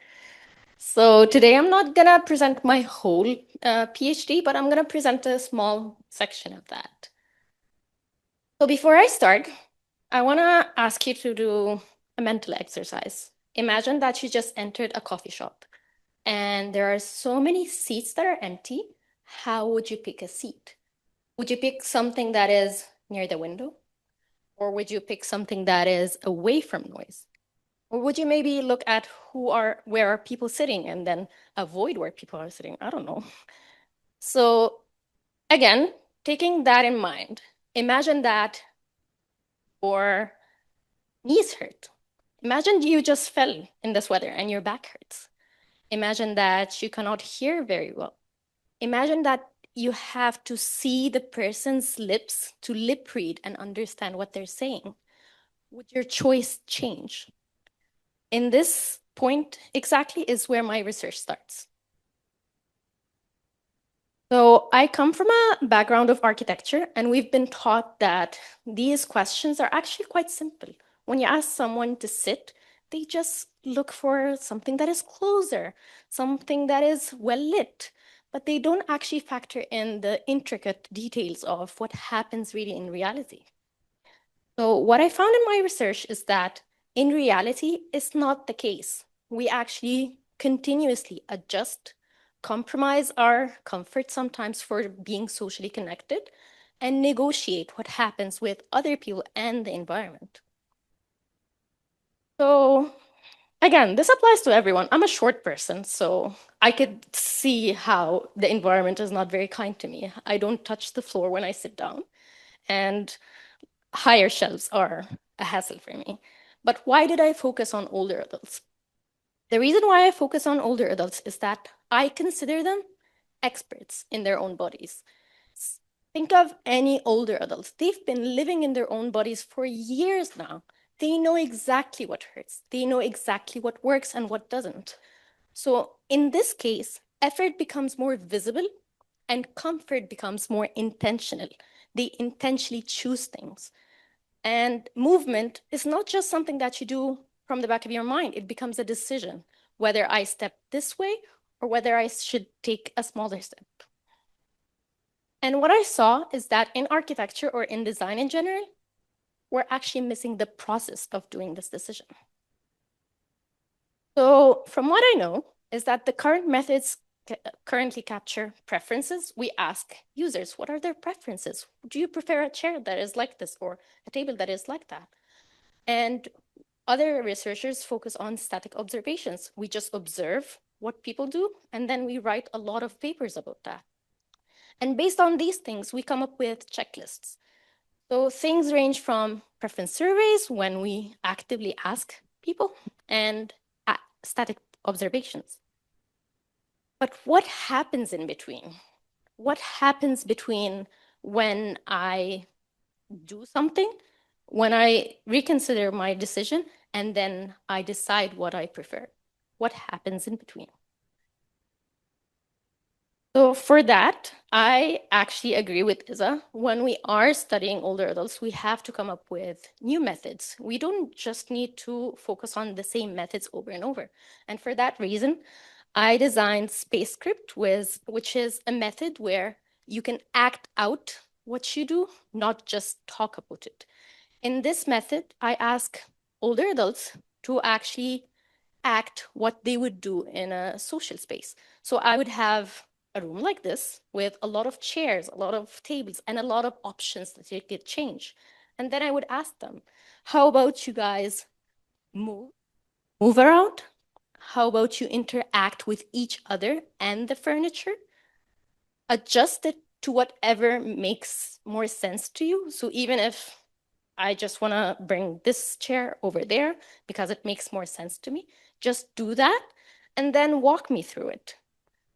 Tell me why you did that, and then let's have a discussion about that. And again, these sessions were actually collective, so I would have about 6 older adults negotiating these things. Oh, why did you change that? I actually prefer it this way. And again, then linking these things to their own needs. In that case, experience was enacted, not just described. This method is also co-created. I actually created it with my participants coming in my PhD. Again, just like Isa and Jestri said, I did not know what I'm gonna do. I just had an idea that I'm gonna observe older adults, see what they do, and then just write an awesome paper about that. But when I actually interacted with those older adults, they had so many comments about how I did research. So what I ended up doing is that I just set the stage, if you may.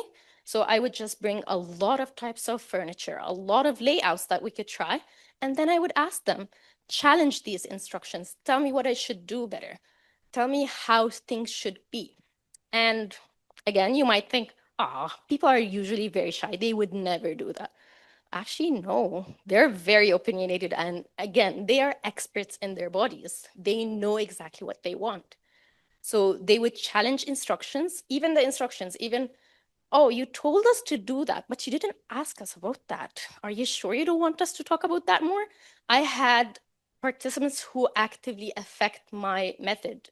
People, I would just tell them, okay, walk around. I would have someone saying, okay, but you didn't ask me where would the door would be. I did not think about doors. I did not think about the air draft because it's too cold and it's not suitable for their bodies. So again, I had people challenging instructions. And in this case, they're not subjects anymore. They're actually contributors to research. And again, as I told you, this is not my whole research. I'm sorry if it's not very clear. My research is actually, this is just the first step of my research, and I'm done with that. The next steps are finding situated behaviors, which means that I link the behavior to the participant's character, the participant's abilities, and the environment that they did the behavior in. And then I change these behaviors into digital representations, which basically means that I create digital characters that move exactly like my participants and have the same behavior. And based on those digital representations, I could actually get a design feedback. So I'm not sure if you guys know, but as architects, we design things digitally. So once everything is built digitally, you could just make those digital agents walk around your space and then get reports according to that. So for clarity, I'm in this stage right now. I'm creating the digital agents. So let's move to the preliminary insights that I got from my sessions. The main thing that I got is that decision is not just a moment. You would think that, oh, I know for sure. I enter the place, I enter a coffee shop, and I know that this is the chair that I use. That's not the case with older adults. The older adults had different sequence. So first, when they first entered a space, they would scan the space for regions that feel more comfortable. And again, these things were based on light, distance from the door. Some of them wanted something that is far away from the door, while others wanted something that is very close to the door, so they would just exit immediately when they need to. Once they reach that region, they had to evaluate different options, as in different chairs. So they started weighing options, which chair made more sense. Then they sat and tested their physical comfort. When they started to talk, they had another assessment that whether the chair was socially comfortable or not. And they adjusted and adapted. And at some point, they just left. So the process was not a single decision. It was an ongoing loop. And again, I'm not sure if the small arrow is visible, but again, this did not stop as a linear process. It actually kept happening. The second insight that I got is that comfort is relational. We always think of comfort as a physical thing. It's probably something that it's either that I'm comfortable in a chair or I'm not. But that's not the case. I had a lot of older adults that tried a chair. They were so sure that this is the perfect chair that I could sit on. And once they tried it, either that it was they had glare in their eyes when they look at the person, so that wasn't comfortable, or the distance was so far they couldn't hear the person, or the person was on their bad side of ears, because like I have a preferred side to hear people. So again, a good seat can become easily uncomfortable for action. So it really depends on who you're with, how you're positioned, and what you can hear and see. More related to that is that the body is always negotiating. These changes and these adjustments happen through their bodies. And some of them were aware of it, and some of them were not. Some of them had to see the videos of them actually trying to lean to hear someone, or leaning forward to bring their hands closer, to actually understand that, oh, I actually have a sequence here. This actually repeats in several interactions. And again, these interactions actually followed how each one understood their own body. So you would see someone shift, adjust, lean, and it's all a continuous process. And again, traditional methods that look at just the end preference or just a static observation would not capture these things and would not capture the analysis of why they did that. So again, just like Jessry, I'm gonna have a small advice for everyone. So my advice is basically design with, not just for. So the first thing that I've learned is that tell people to show you, not just tell you. And this is exactly why I did my research, because I wanted to really see what they did, not just how they thought they did it. And design your method for flexibility. Open up spaces where they could change things, because again, the most insightful things that I got in my own research when they challenged instructions, when they acted just unexpectedly. And treat your participants as contributors to knowledge, not just someone who you just take knowledge from. And again, during my research, I actually had to ask participants back and forward, does that really represent you? Did I understand what you said correctly? Did I understand your movement correctly? And the more I understood them, the better my insights were. So just a final thought, people just don't simply occupy space. We actually think through things, even if we don't think it in our forward thinking, like in terms of conscious, but sometimes we actually do these things out of experience, out of we know what works for our body or not. So we could just listen to our participants because they are experts in their own bodies. That's for me today. Thank you for your time, and thank you. Have any questions? Okay.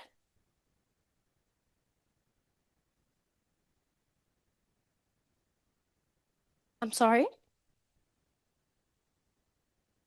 That is a very interesting question because I had so many discussions. So I am from computational media design, so I usually have.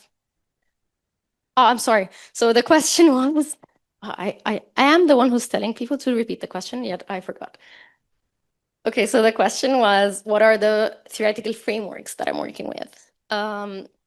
I'm not sure if I tapped on this correctly or not, but I come from computational media design and my supervisors are all over the place. I have my first supervisor is in performative arts. I have my second supervisor in computer science. I have my third in architecture and my last in gerontology. So all over the place.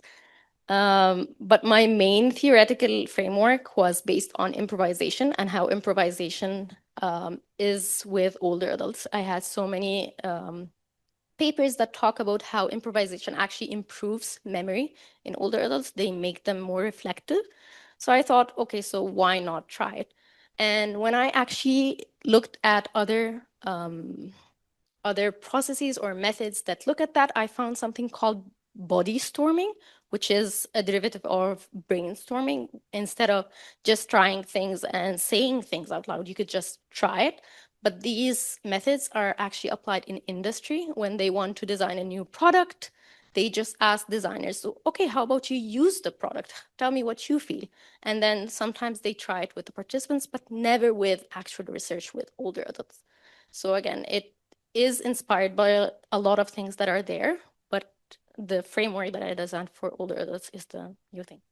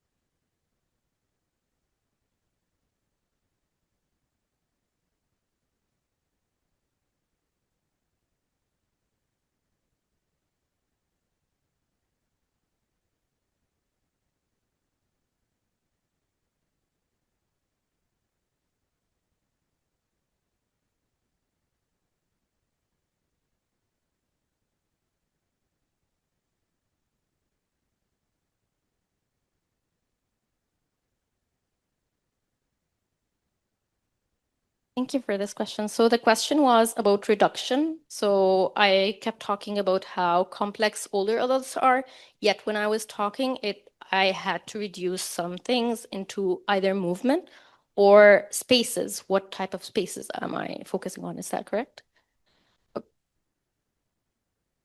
So yes, I agree. Humans are very complex, and especially older adults are very complex. That's why when I talked about situated behavior, there is a huge matrix that leads to that situated behavior. So this matrix includes whether they're introvert or extrovert in terms of their own how they describe themselves versus how I saw them interacting. This is one type. The other type is their physical ability. And in their physical ability, there is their hearing, their vision. So there's a lot of matrix that leads to that behavior. I only say that this behavior can be applied to certain people if it overlaps in a lot of things. So for example, I had 3 participants who are very, very tall, and they always discussed how the leg room is an issue. So in that case, I just linked the leg room into their stature and along with other things. But again, what I'm aiming to achieve is maybe have a matrix of complex features that lead to a certain behavior. And I'm very aware that I'm going to have to reduce, because that is what digital representation is. I'm going to need to reduce at some point. But I'm hoping that, again, I'm going to share my general hope from my own research. My own research is just a small, teeny weeny step in my own objective. My objective is, my supervisors keep telling me, don't say that. That's so weird. My own research objective is actually to have a lab that looks at all types of populations and starts to just include them. And again, the more we include people, the better. I'm not saying that the number of participants that I have cover all older adults, but I'm hoping that it's just the seed where we could add more. And again, something that my supervisors do not approve of is that I'm hoping that with this framework and with this matrix, I could actually make it more and more easy to just add something and things change, add something and things change. That is my hope, at least. But I get this question so many times. No, I understand. Yeah.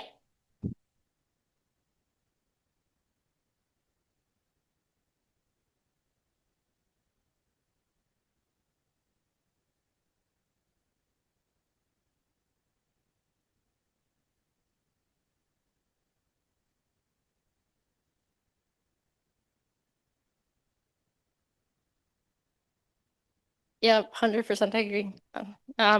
I had a professor in my undergrad saying that, there is usually an easier way to do things and there's a harder way. For some reason, I always find you in the harder way to do things.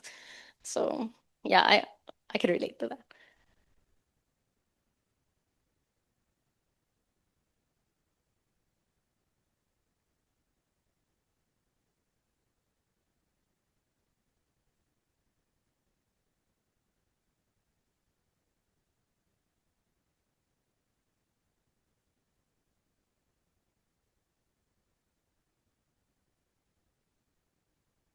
So in my scenario, I had both. So at first I told them individually just explore the space, and then, okay, how about we walk in pairs? We walk in 3 people.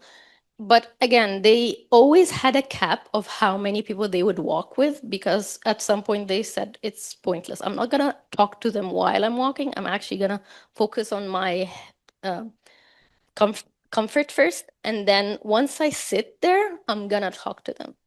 And this is something actually I was surprised that a lot of them think that walking while talking is actually a distraction. And a lot of them just said, it's pointless. I would never do this in real life. I'm going to show you how I would do it, but I would never do it.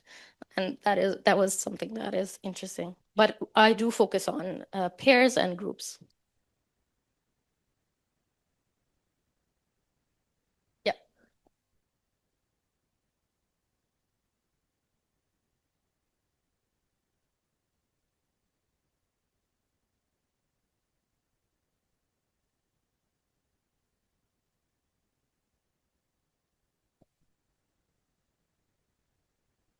Well, we did consider that. Okay, so the question is whether I considered medical factors in my matrix. We did have this discussion whether I should give them an assessment sheet before starting, whether they had specific things. And in a way, I do that because I ask them about like if there's something that hurts, but I'm more interested in what happens while you move. So I'm not interested in their medical history, more like how this medical history affects you. So my questions take form of, okay, so how long should you walk before you feel pain? Where do you feel pain? Is this something that always happens or does it not always happen? How does it affect your interaction with other people? And again, I asked which one is the good ear and which one would be the bad ear for you. Again, you wouldn't find it as such in medical checklist. It wouldn't be like that, but I wanted to focus on how they used these abilities.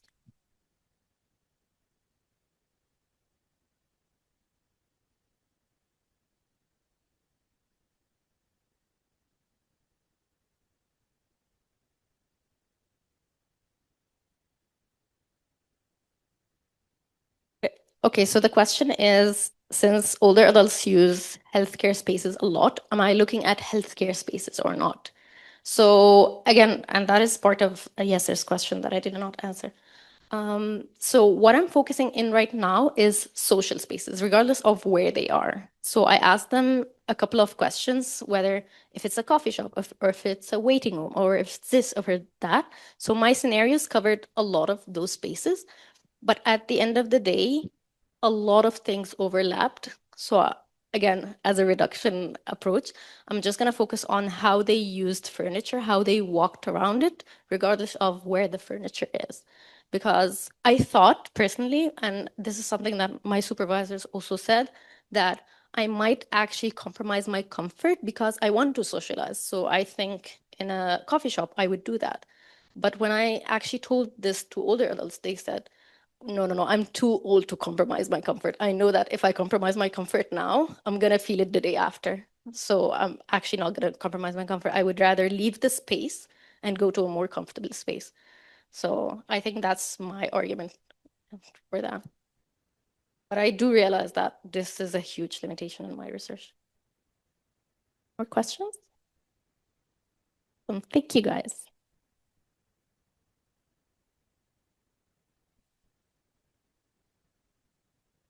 Thank you, Yumna, for the interesting research. And here's a token from Graduate College.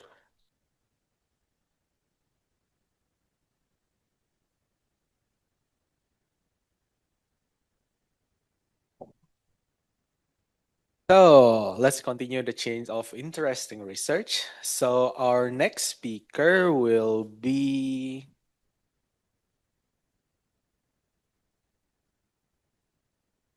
Shahab Alizadeh. So Dr. Shahab Alizadeh he's a lab manager, research assistant, healthy lab of the Healthy City Lab in University of Calgary. Dr. Alizadeh explores how dementia and cognitive aging shape mobility in everyday life. Using digital technologies and machine learnings, he develops tools to track movement in real-world settings and identify early changes in mobility. His research focuses on creating digital mobility biomarkers and naturalistic assessment method that support safer mobility and more informed decision making for people living with dementia. To Dr. Elizabeth, I present you the floor.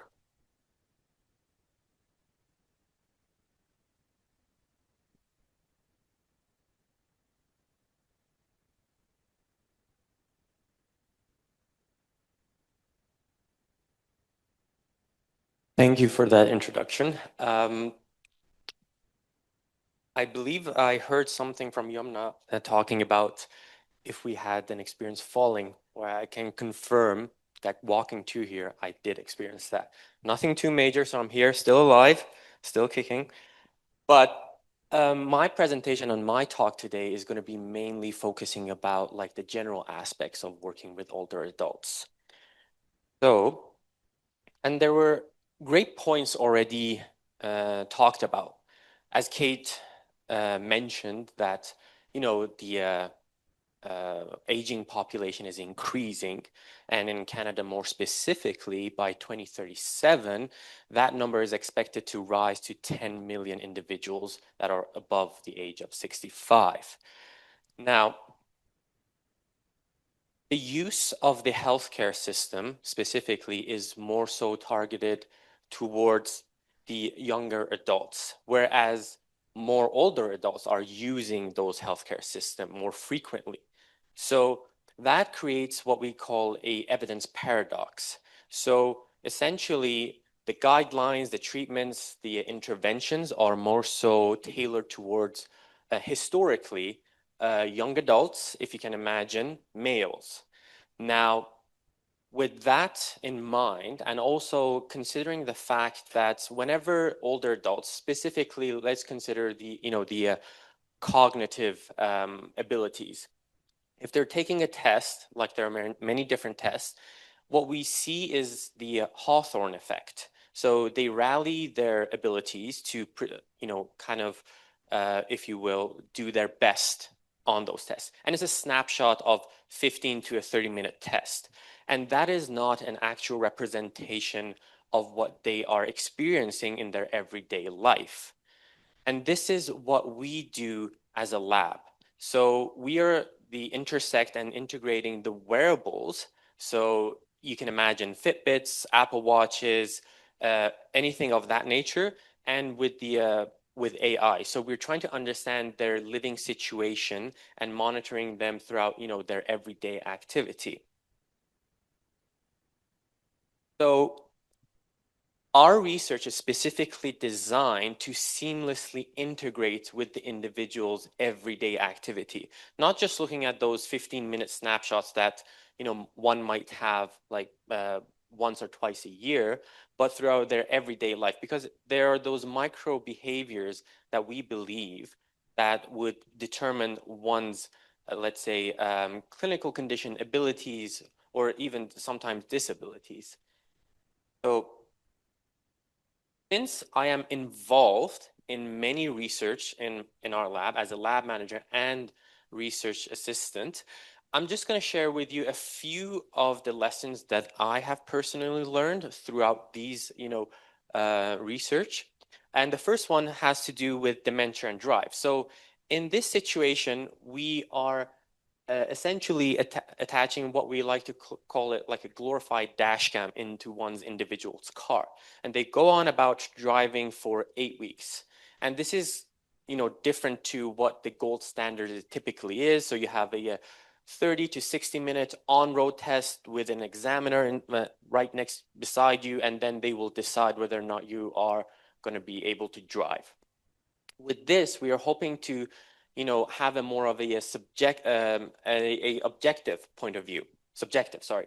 And then using that, we have received so many comments about, I want to understand my driving behavior, instead of just using them as like participants and using them as like information pieces.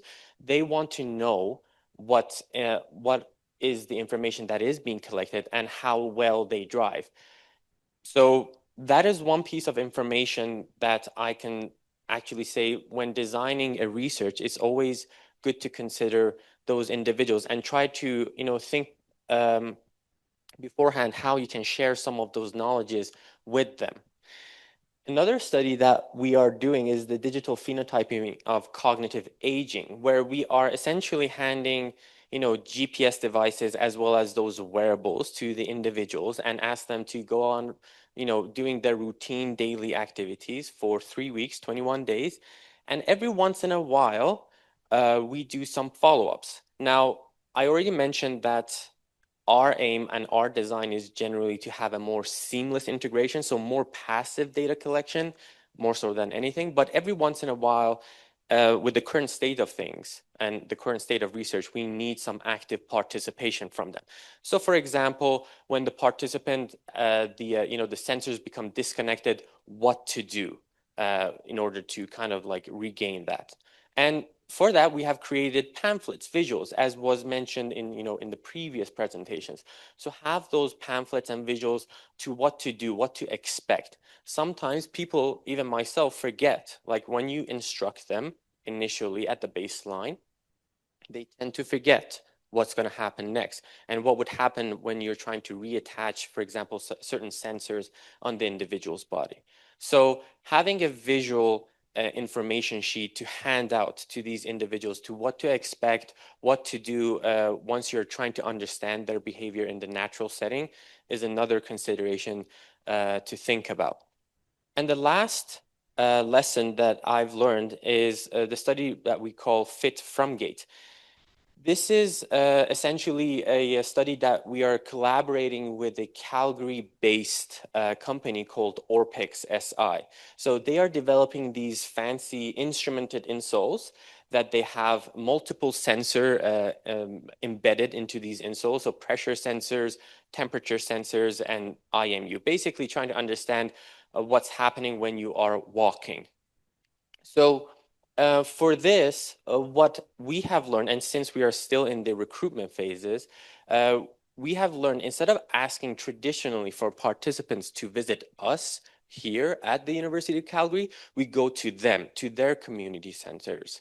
So in that situation, it's actually more beneficial to us because we would be able to access this large community at a single time window, like for 4 hours, and then talk to them, do the assessments, and then they can discuss with us what what the research is, what's in stake, and what to expect from that research. So flexibility in terms of recruitment is also something to consider. And additionally, you might see and come across, at the university, some flyers, some posters that are more targeted towards younger adults and healthy adults. That doesn't really work with older adults. From our experience, through clinicians, through different organizations, through community centers, and even the individuals that do not have access to social media or the digital devices, the conventional way of recruiting them through news media outlets and all that kind of stuff is also a necessity in our experience. So that kind of leads me to the what would I advise, I would say, for future researchers is that first and foremost, working with older adults is very fulfilling. I can tell you a story about older adults that just email me sometime throughout the day, sharing with me some knowledge that they have gained, even though it's not related to the research. So they feel that personal connection. And even more so, most of the times I've been invited to their house as a guest. Like even for Christmas, I remember one individual saying like, "What are you doing for Christmas?" So I said, "I don't have any plans for now." And he said, "Okay, why don't you just come and visit us for Christmas supper?" So I was like, "I'll think about it." But yeah, so what I'm trying to say here is that for me personally, working with these individuals is very fulfilling. And quite honestly, and I'm sure that everyone over here knows that the older adult population is actually growing. So if the research is not considering these cohorts, is actually missing out on like a huge chunk of population. And the third advice or third comment is that whenever, and it's already been talked about, whenever you're considering older adults, include them in their earlier stage of your research design. Ask them what they want. Have like an active involvement strategy, what they're looking forward to have. We are doing this through our interviews, asking them, what would you like to see in the next study phase? What would you like to have? How would you change things in terms of recruitment, study design, and even the equipments that we are using? And the last piece would be that the older adult population is highly diverse. So even though you might have a specific question that you want to answer, you also have to consider that within that specific question and within that specific cohort, there's a diverse group of people that you have to consider. Their abilities, their whether it's cognitive or physical. So try to be inclusive as much as you can, just because, like I said, there's a growing need to study these cohorts and this population, and involving them in research is a necessity. And that concludes my talk. Thank you very much. Any questions?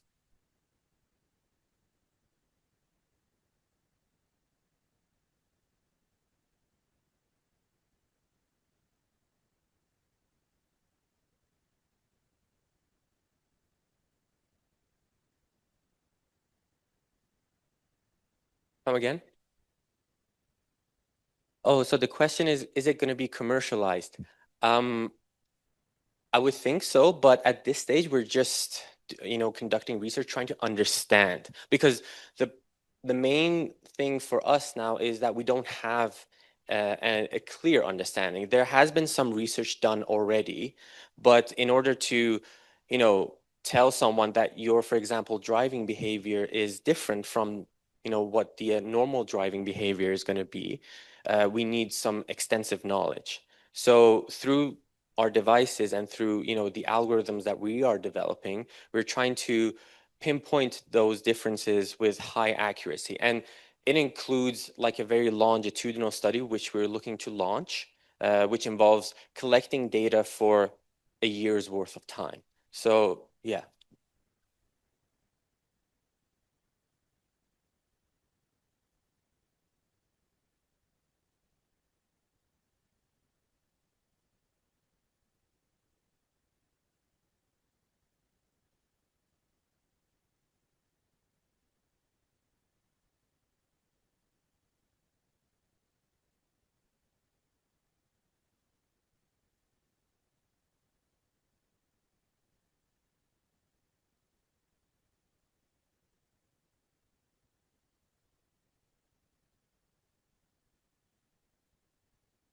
So you're basically, and correct me if I'm wrong, you're asking like focusing mainly on the older adults first and trying to understand their behavior?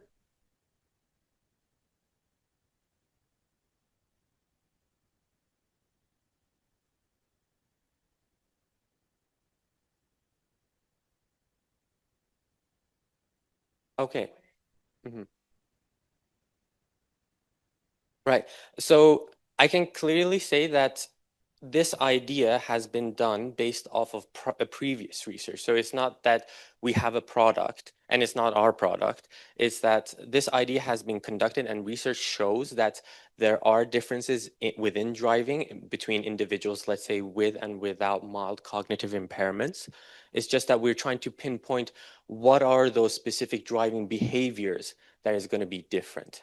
So in order to achieve that, we do need those, devices that have like a research grade or level of data accuracy. Yeah.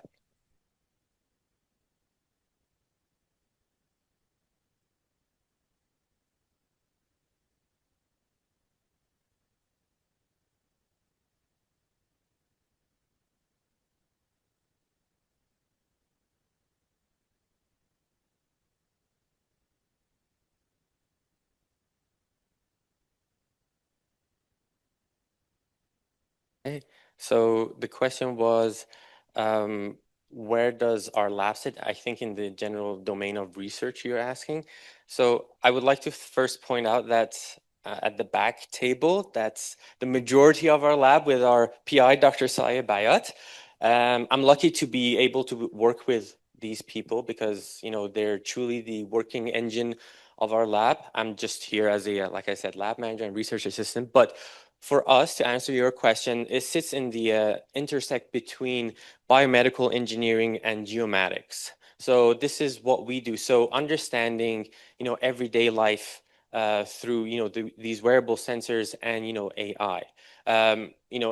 Things like environmental factors, life space, anything that basically would, show your everyday life behavior and patterns is of interest to us. A lot of. We have a very diverse team. So my background is mainly from kinesiology. We have people from geomatics. We have people from biomedical engineering and also computer science as well. So yeah, very diverse team, I would say. Questions? Yeah.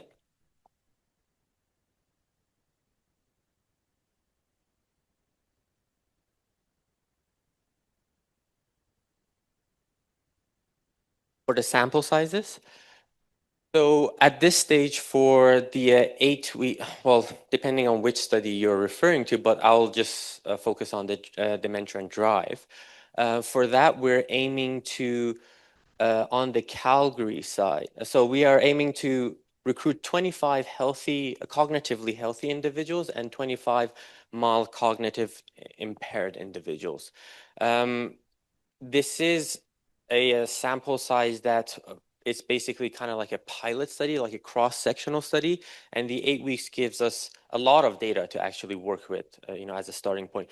But after this phase, it's going to be a year-long study where we're going to get more participants, which is going to be multi-site study. So throughout Calgary and Toronto, London, and I think Vancouver, probably.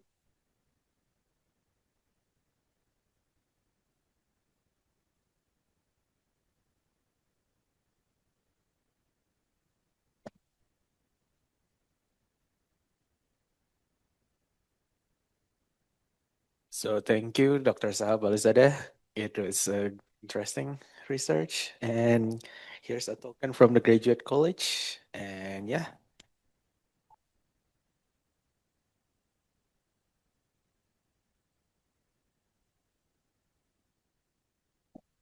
So that's all for our speaker. First of all, I would like to ask you to give some applause for every speakers here for their research, the wonderful research. So I wish every speakers, every participant has good luck in their research, in their progress, in their work, in their life. And without further ado, this is the last session.